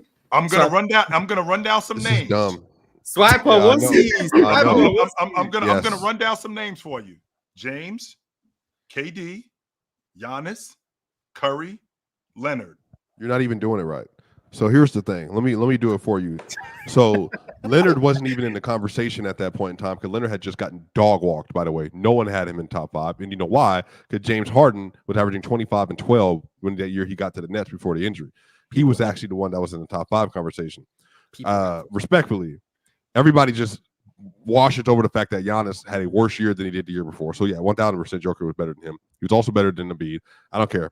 Playing games matter. He ain't say Embiid. Embiid. He ain't say Embiid. I know, but Embiid was also better than Embiid. most of those players too. Just to be clear, I that didn't season, bring up the Embiid. best 3 players in the league that year were Steph, Jokic. Well, this is not in order. Just Steph, Jokic, and Embiid. And then you can put Giannis at 4 if you want. I think Harden was in that conversation that year, and I think Bron. Those were the 6 best players in the league at that point, and they were all in NBA. Well, I don't know. KD missed games. KD missed games. Yeah. Okay. He missed half the They season. were all in the MVP conversation that year. Every single one of them had points where they were leading the discussion. All of them. KD The was difference with earlier. Joker went from being a top 10 player, like 10 or 9 for a lot of people, to Yeah. 1. And that's why people felt like he jumped over a bunch of people. But it was 6 players that all had the lead in the MVP race that year. I want to Jokic in 2021 at the time. Jokic 2016, being a maybe. top 5 player was a hot take. It was a hot take. It was. That's what it 1000%. was. I know it. That's what I'm I saying. was of the belief he was top 5. I've Right. been pushing the Jokic agenda for as long as I've been here. But it was a hot take to say Jokic was a top 5 player. It was a hot take to say he was better than LeBron.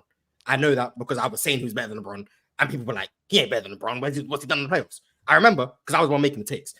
So now in like revisionism, everyone who was saying that nonsense back then has now acted like they just never said it, and they always had Jokic top 5. Right. When in reality, Jokic wasn't considered He wasn't. by the masses. He wasn't 5 player. consensus top 3 Yeah. until last year, just to be clear about that. Yes. There are people yes. questioning his top 5 status in March of 23 on his way to his 3rd MVP. It's still Yeah, some so- people questioning his top 1 status. But that's No. Yeah. That's fine. that's We always can gonna question number 1. That's fine. But like, Jokic wasn't consensus in like above Giannis and especially when Giannis won the championship After the 2021 season, Jokic ends up losing to Phoenix in the way he did. Giannis does what he did. Steph already had the season he had. KD did what he did in the playoffs. Jokic was not considered consensus top 5. He was in my top 5, but he wasn't consensus. Jokic was getting Nash treatment by that point. Yes, it was. Is he one of the worst MVP? Yada yada. And then 22 made it even worse because they lost in round 1. Yeah, but he was in my top 5. But for the consensus, no, Jokic wasn't considered top 5. Yeah, I've never seen a player be that dominant and get that slow of a public response in my life. Never. But I had Steve Nash top 5 too. I also Derrick Rose is the only one I would say I didn't have top 5. And maybe in 17, maybe Russell Westbrook, but I probably. So the guys that I ran off in 2005, Mars, again, it was Diesel. He's better than T-Man. It was Diesel, Duncan, Bryant, Tracy McGrady, Allen Iverson, Kevin Garnett. He was better than they are. You ain't say KG the first time. Well, that's what you ain't saying KG the first time. You ain't do that. I just thought about it. KG was in that conversation. I'll allow Duncan. I'll allow Kobe. I'll allow KG. Is there a conversation with Shaq, or is he just better than Shaq? I'll have the conversation about anything. Shaq. This was Miami Shaq. 2005. Yeah, that's his first year in Miami. No, he wasn't in Nash that year. Of those names, I'm putting Nash 4th. Of those names, behind Duncan. And Shaq can pretend all he wants. And respect, I really like. Obviously, Shaq pretend all he wants. He wasn't better than Nash that year. I mean, I'm not even trying to like hate on him. Like whatever. He just wasn't. He just was not better than Steve Nash that season. Steve Nash from basically 04 or 5 through 7. Put together one of the 3 or 4 best offensive stretches we had seen up to that point. And then it's not like they dropped off, Chill, at any point in time. They were an elite regular season team. And then, like we talked about yesterday, he was also elite in the playoffs. People just didn't think he was like consensus like with Kobe and them at the point in time. But none of us did. Respectfully, none of us, I as a hooper, none of us thought that Nash was like that. I just think that the league MVP is tied to the best player in the league. And unfortunately, it doesn't go always to the best player in the league. So when you end up How many years hasn't it, though? How many years has it not? How many years has it not? Yeah, since a lot 2000. of years. How many years? Since 2000. I mean, Shaq was the best player. Shaq was the best player. Was he? Was Duncan the best? Well, that's what I'm saying. Duncan had an argument. Conversation. Yeah, so Duncan was in the argument. Arguable. In 03, he was. Yes. 04 KG was not the best KG was in the argument that season. Remember, yes, KG he was. So, but also just to be clear, KG, the narrative was him with him, Mars. KG was in freaking Minnesota. It's like no one generally no one watched Minnesota like that at that point in time. So they weren't on TV nearly as much as they should have been. They should have been on more. Well, that was the only year they were like, they won 50 games. The Western Conference Finals that year. And that was the only year they had playoff success. So. Right. You got more. So KG won. He was in the conversation. Duncan won. He was in the conversation. Shaq won. He was the best player in the world. And then you had Steve Nash. He wasn't in the conversation. And then you had Kobe. Respect. Was in the conversation, but it wasn't definitive he was the best. And then you had LeBron. No, it wasn't definitive. Like at the time, it wasn't definitive that Kobe was the best. Who was the arguments? That's just depends. So wait, you lost me for a second. On what? So you lost me for a second. So go back. So in 05, Nash wasn't the Nash was not. And Dirk wasn't in 07. And Dirk wasn't. Okay, Dirk wasn't not. Well, Dirk had the best regular season relative to like what people expected to start the year. Yeah. So in 08, it was Bryant. Yeah, he won. Yep. And in 09, it was James. Yep. And people started arguing with him and Kobe.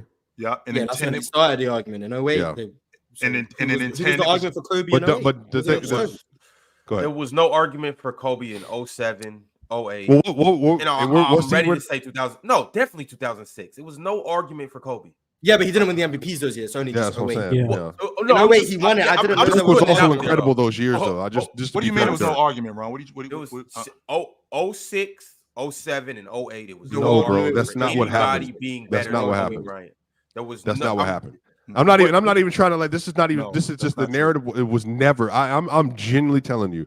Again, maybe I have a more limited lens. I'm saying I'm from Denver. Grew up in a different hoop situation in Denver. Kobe was like the most popular. He was never undisputed the best player. Yeah, I don't remember him being undisputed. Argument in 08. What I'm trying to say. 08 is different. Yeah, but I'm only using the MVP. But he's naming a 3-year stretch. I think 08 I'm thinking the MVP year, Mars. Yes. Because what they tried to give the MVP to Chris Paul. They tried hard as hell to give 08-9. They really tried to give the MVP to Chris Paul, and that was pissing me off. That was pissing me off because it was terrible because he was clearly the MVP of the league that year. No doubt about that. Was he the best player? Was it hands down that he was the best player in 08? Who would you make the case for? Let me remember that year. Like everyone keeps saying it And wasn't you hands guys down, are it wasn't trying to undisputed. dig up a skeleton I that's keep not asking there. So who Kevin, would put in the conversation? Kevin Garnett that year was amazing. Chris Paul was amazing that year, but I think Kobe was. LeBron wasn't ready yet, and then Dwight was also cooking that year. Just to be Sure. clear, Yeah, they were cooking, but they weren't Kobe. So then in yeah. 09, Let's say it was 8. That's Kobe's 8 pass. 09 then Bron. so- Bron is definitely in the conversation. Most Right. people probably have Kobe because of the championship, but Right. Bron was in that conversation. 10, same Right. thing. 11, no. No. 12 is Bron. 13 is Bron. Yeah, 14, it's KD was making the case. Yeah, but he was people making the knew it case. was He was Bron. Still not. was James. People knew it was Bron. 14, 15, 15. Steph had 15, taken the and lead. I want to put this out. 15 was a year where Bron moved back to Cleveland, and people Mhm. were genuinely saying, "Is Bron declining?" Mhm. Like I know revision is That was going revisionist on. history, Yes, history. that was going But on. Bron Yeah, had his people were worst really regular thinking- season in a long time. He ended up taking that little 2-week hiatus during the season. He was Random. very You inefficient. remember was why very he did failed. that? Do you remember what happened when he did that? I'm not saying. No, but do you remember he just left? Like it wasn't like an injury. He just left. He went down to Miami. I know. With Wade, didn't Wade go with him? Hey don't know man, if I'm they- not here I to don't say know. what may or may not have happened. But anyway, No. at that time, the questions were: is Bron declining? And then in the postseason, he wasn't having his most efficient postseason run. They got to the finals, obviously. Right. And then the finals, he 36, 13, and 9, 48% shooting. And then Bron then was like, oh yeah, Bron's the best still. But like during that season, it wasn't as conclusive. That's what I'm saying. That's 16, in this is in 14, 15. 15, That's 14, Okay, I'm 15. with you. That's where I was 15. like, we don't know. Steph's up there. And then the 16 regular season happens, and Steph just looks far and away better than everyone. But then the postseason happens, he gets hurt. Did he?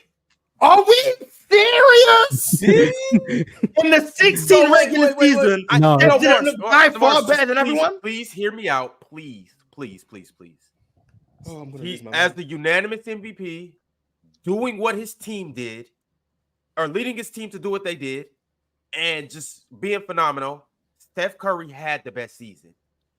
But we're not talking about that.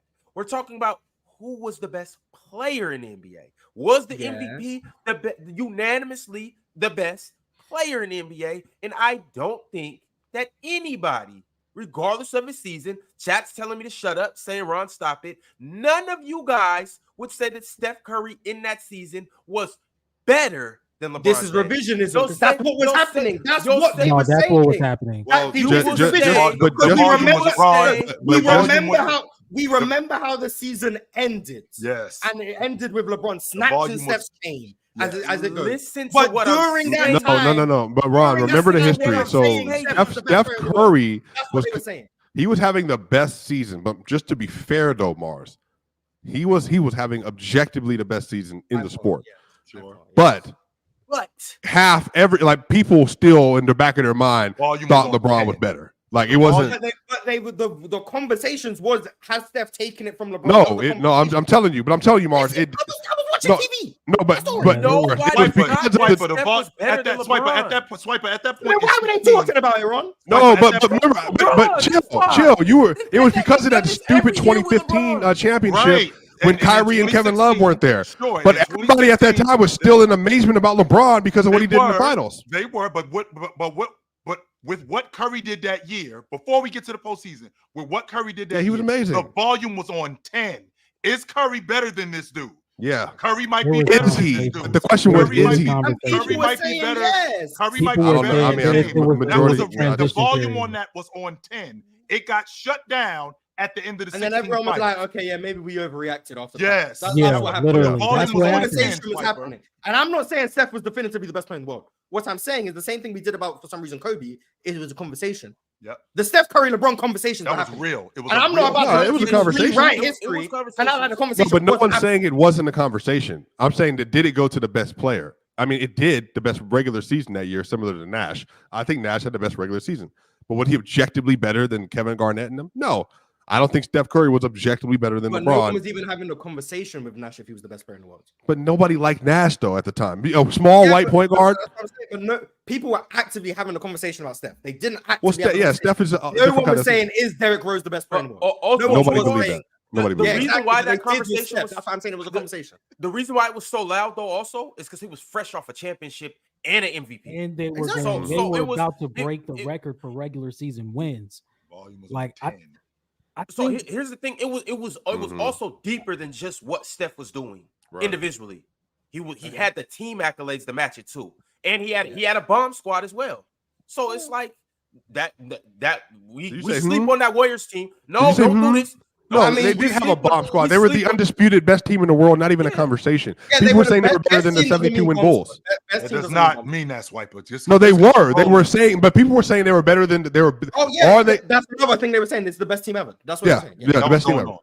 Yes. See, but they lost, so all of a sudden it doesn't matter. But like, and then 16, 17, everybody said Russ was not the best player. Everyone knew it was LeBron. Everyone knew. 17, 18, it wasn't. 18, everyone knew it was Bron. 19, everyone knew. No. 16, 17, they knew it was Bron. 17, 18, they knew it was Bron. 18, 19, they still thought Bron. And then no, the Kawhi talks got loud. No, Kawhi it wasn't what it was in 16. It was loud. It wasn't the same, bro. It wasn't the same. No. I'm telling you, I remember what he was talking about. But the only people that said it, like Max Kellerman and them, that he's the best player in the world because he won a championship. Nobody thought he was better than LeBron James. LeBron got hurt that year, and then he came back. Remember, activating playoffs. Yeah, they were and then they missed the playoffs, and LeBron didn't look like LeBron. And then Kawhi did what he did. Everyone was saying. No, they weren't. Not everyone. Not everyone. Because they didn't even think they were going to beat the Warriors. And Klay Thompson went down. No, Mar, I'm telling you, that's just not what happened. They thought he was in the convo. Some people, chill, tell me if I'm tripping. Some people said he was better than LeBron, but a vast majority of people still thought LeBron was the best player in the world. The agenda was definitely being pushed. No, 100%. It definitely was getting pushed. The agenda was getting pushed. He was better than LeBron. I'm saying these were the conversations. I agree with you. The agenda was getting pushed, but the volume wasn't what it was in 2016. But the question is, did the best player in the world win MVP? The conversation has never been as loud as it was in 16. 16 is the closest anyone came to challenging prime LeBron for that crown. No one's coming that close. So. But your question was, had the best player in the world won the MVP every year? Well, 18, 19, not at the time, no. 19, 20, you start getting into real conversation with Giannis and Bron and them. But then Bron just turned on LeBron in the NBA Finals, the last run, the last hurrah inside the magical city bubble. Right. So and then you move on from there, and then now Giannis is like in conversation, Bron's in conversation, and then here comes out of nowhere from Sombor, Serbia. So in 21, no, Joker's not the best player in the world, but we didn't have a definitive at that point. Remember, because everybody was up in the air about Giannis. Giannis had the consensus crown. Yeah. Now, me, who was up in the air? That's where I'm going. Me, I thought it was Steph. In 22, when they won the NBA championship in 22, that conversation was on 10 that Steph Curry was the best player in the world. I hated it. But remember, in the regular season, he had a weaker regular season because of the injuries. Yeah, but if you win the championship, who cares what we did in regular season? Yeah, I know. Because Shield does it for somebody. So I think in 2021, for sure. In 2021, I think of the season Curry did.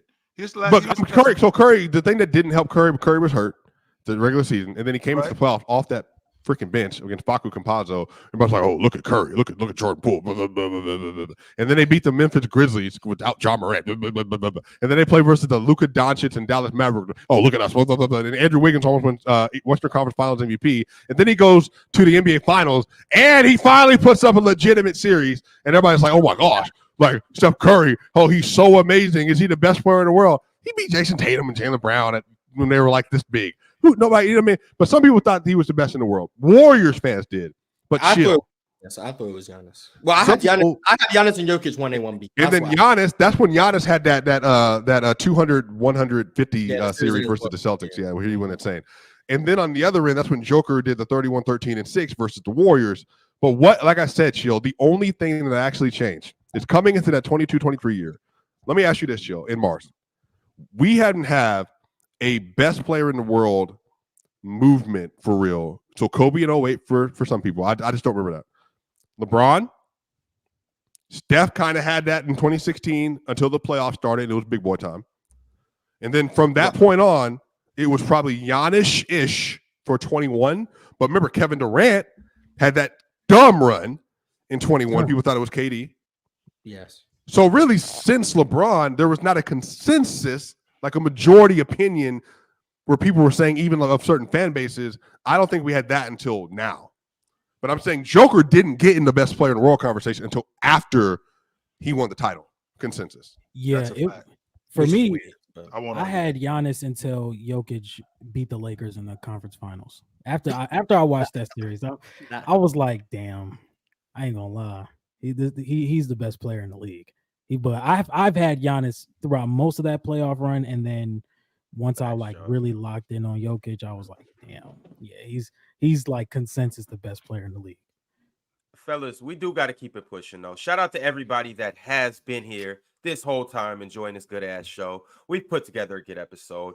We didn't get through as many teams as I wanted to, but no worries, because we always got tomorrow. So we'll continue to run through these teams, grade their off seasons, and see if they improved or who just got a bad front office and all of that good stuff. But let me get into these super chats. Let's go ahead and make this happen. JB Parisian said, disagree for the Spurs. My boy's gonna tank again. Pop gonna remind everyone why we hate load management. Wemby gonna play 40 games. Dub 2025 draft. Dub Wemby. I'm here for Wemby and People Flag, man. I'm here for it. I'm here for it. That's not going to feed families. That's going to feed a generation. That's going to feed a generational run. If them dudes actively are tanking, I wouldn't be surprised if Wemby said something like, "Nah, this is bullshit." That wouldn't surprise me. Man, he'll trust the process, man. He knows. No, they're not. Wemby's not. He's not going to let them do that. No way. That's what I'm saying. I can't see him going. We are intentional. Mars, just because you ain't used to having real motion like that, don't mean Wemby don't got to have no motion. No, but Wemby understands what it takes to build a championship team. No, he doesn't. He hasn't won anything. But Wemby's just a dog. He's just a dog. He just got a dog mentality. You saw what he's not going to enjoy losing, but he's going to understand the process. Man, Wemby gonna be shaky. He's gonna come off the court. They're gonna be 3-5 to start the year off. Wemby gonna lose on the last second shot. He's gonna walk off the court like with the LeBron, take his jersey off, and then next game he's gonna come out with that little look up, and then it's gonna be over. It's gonna be cooked. They win in 39 games next year. All right, y'all. Ray Starr said, "Let's get right to it." KG, the big ticket, said nobody in this era can play 20 years ago. Need y'all thoughts. That kind of stuff right there is nuts. It just is. Well, one of them did, so he's cooked. Yeah. Out to LeBron. 100%. There you go. So there you go. Yes, he did. And he was awesome when you were running around. He was awesome. How far away is the mid 2015, 14 away from like the 04 seasons, like 05, 06 and all that stuff? 10 years. I mean, but like stylistically. Oh. You're so funny. You see how Mars trying to be so funny? You know what I meant? I didn't get your question. No, I've said that I'm done with the early 2010s. If we like people saying they done with like the early 2000s and the 90s, the early 2010s, I'm seeing Al Jefferson's on the block. I've seen DeAndre Jordan dominating all these legendary centers and power forwards for a while. Wasn't he like on an All NBA team? First team. Yeah, he was. First team. Yeah, that was like DeMarcus second team, and I think Andre Drummond third team. Disgraceful. That might be the worst 1, 2, 3 first team like all NBA players ever. That's disgusting. No error. By the way, he didn't make the All-Star team that year neither, and he was first team All-Pro. This is disgraceful. That's the worst group of centers ever. I'm seeing Marc Gasol run through the league in the early 2000s. I think Marc Gasol was first team in 2015, right? I can't. All-Pro? Yeah, I think so. Nah, because I didn't just make that up. There's no way. Let's look. While he's looking that up, Say Less said chill. Sorry. Shout out Marc Gasol, first team 2015. Say Less said chill. Coming from someone in BK, we don't give a damn about the Nets. Send them back to Jersey. That's of course until they start winning. Y'all don't care about them. Cooper Flag gonna walk in there. Everybody gonna be Nets. I think they're over their leadership, chill. That's what I'm hearing. Nah, send them back. They built that super team and then they got torn apart. Y'all think the Nets will get a chip before the Knicks? The Knicks? No. Yeah, I think both of them just never gonna win anything ever. Even if they did, it wouldn't matter because New York. Because the Knicks and the Nets is like they like the Yankees and the Mets. Yeah, that's a fact. Like we won the World Series and nobody cared. Like if you out chill, you meet a girl at the bar and like, oh yeah, I play baseball here in New York. You play for the Yankees? That's the first thing. That's the first thing. The Mets are in New York. Mm-hmm.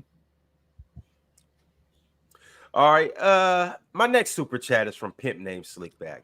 He said, my Nets didn't have the best offseason, but we definitely had one of the better ones. Sean Marks has a great history of drafting. I trust him going forward. I'm here for the Ben Simmons resurgence. Shout out Cam Thomas. I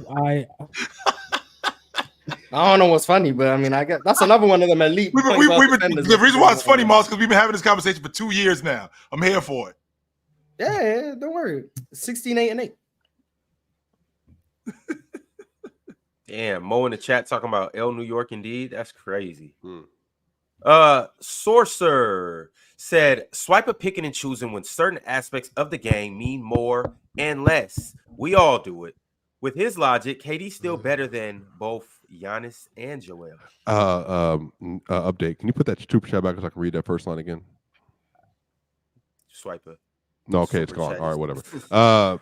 There are things that are more important in basketball than others. If you heard my methodology at all, I think playmaking and scoring are the two most valuable assets in basketball. So that's it. If you're better at those things, no. Magic, Steph, Michael, they all did it. So before you start yapping, LeBron James, they all did it. That's how it works. They're elite playmakers and they're elite scorers. No wonder why they're all at the top of the NBA of all time rankings. All right. Kareem was a very good playmaker relative to a center. He was also the best scorer of his time. That's what happened. That's how you win in the league. So before Mars starts yapping, go check up on your arsenal before you check up on me. That's how you win in NBA history. Who's won the most? Huh? Who's won the most? The best playmaking player of the 60s in Bill Russell. The defensive playmaker himself. And an elite scorer who could average 20 points a game in an era that it was hard to score in. So stop it. And he was a great rebounder. Yeah, you see how Swiper just had to lie. He was a great playmaker relative to his era. That's what he did. Great scorer, right? Relative to that era, how did he average 20 points a game?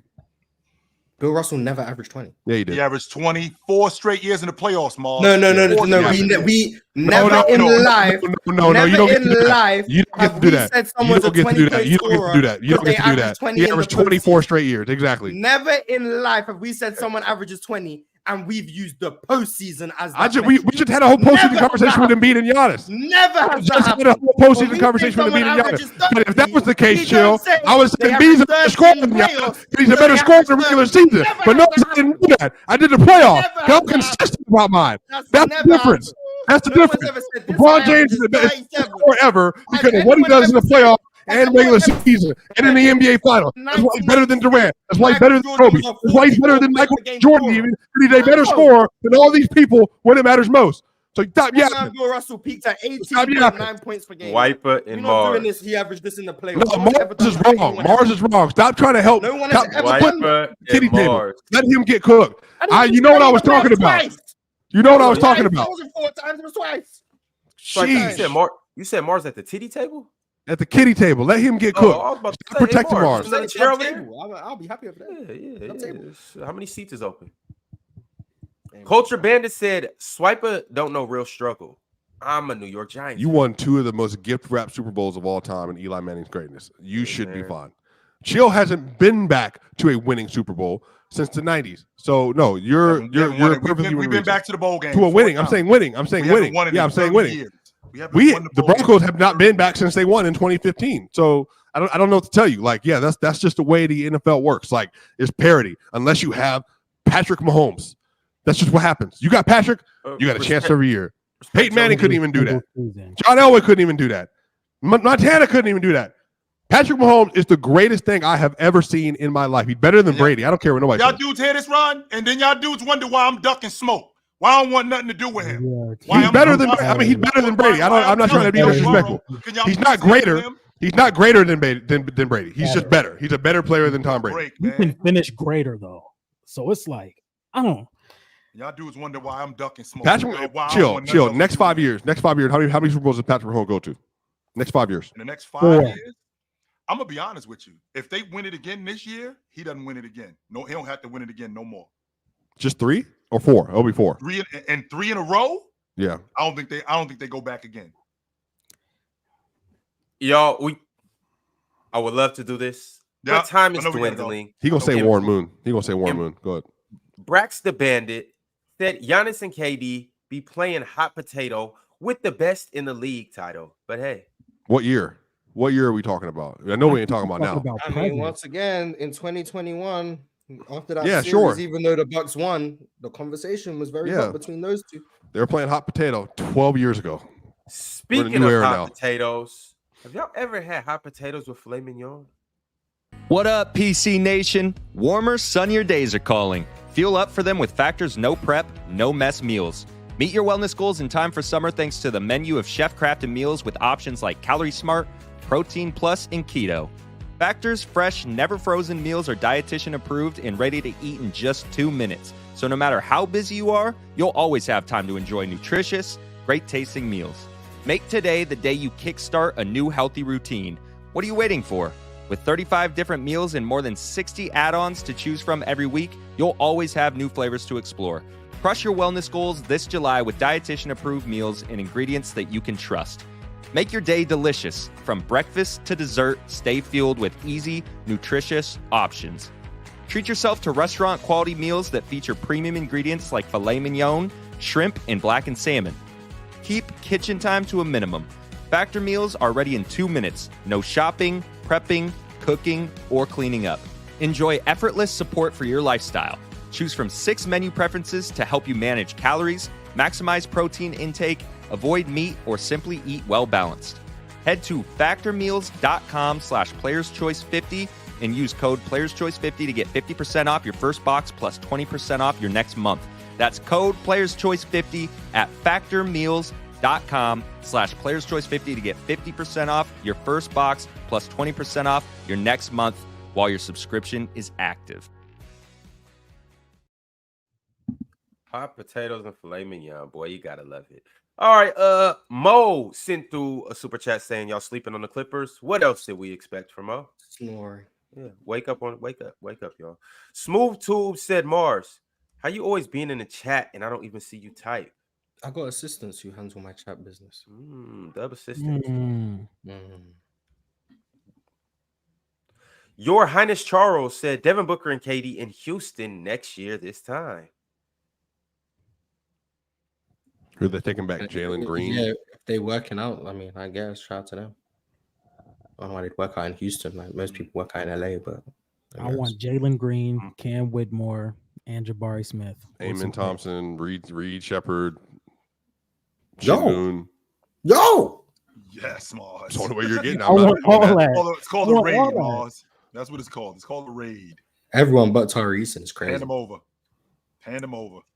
Pimp named Slickback said KG saw those Giannis versus KG memes on Twitter. KG still better, by the way. But Hey, we'll do our power forward list next week. No spoilers. Pimp named Slickback said James Harden taking over for the 99 and 2000. talking about James Harden going back to that era and still dominating. Speaking of Harden, Mo just chimed in and said Dub Harden.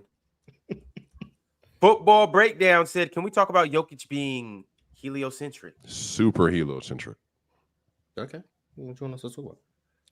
And last but not least, Pimp named Slickback said, if Ben Simmons resurges, I'm done with basketball. Hey, man, I guess you're done with basketball then, because I promised we were surging, man. We were surging. Comeback player of the year, Ben Simmons. Tomorrow, we will continue our list on teams off seasons and giving them their good old grades. We'll be back with some of the same collection of guys, but we'll definitely be back for a good show. We'll see y'all again tomorrow. Later. Like the video on the way out. Subscribe if you haven't. And shout out to all of our Hall of Fame members. We'll catch y'all tomorrow. Later. Merry Christmas. Peace. Later.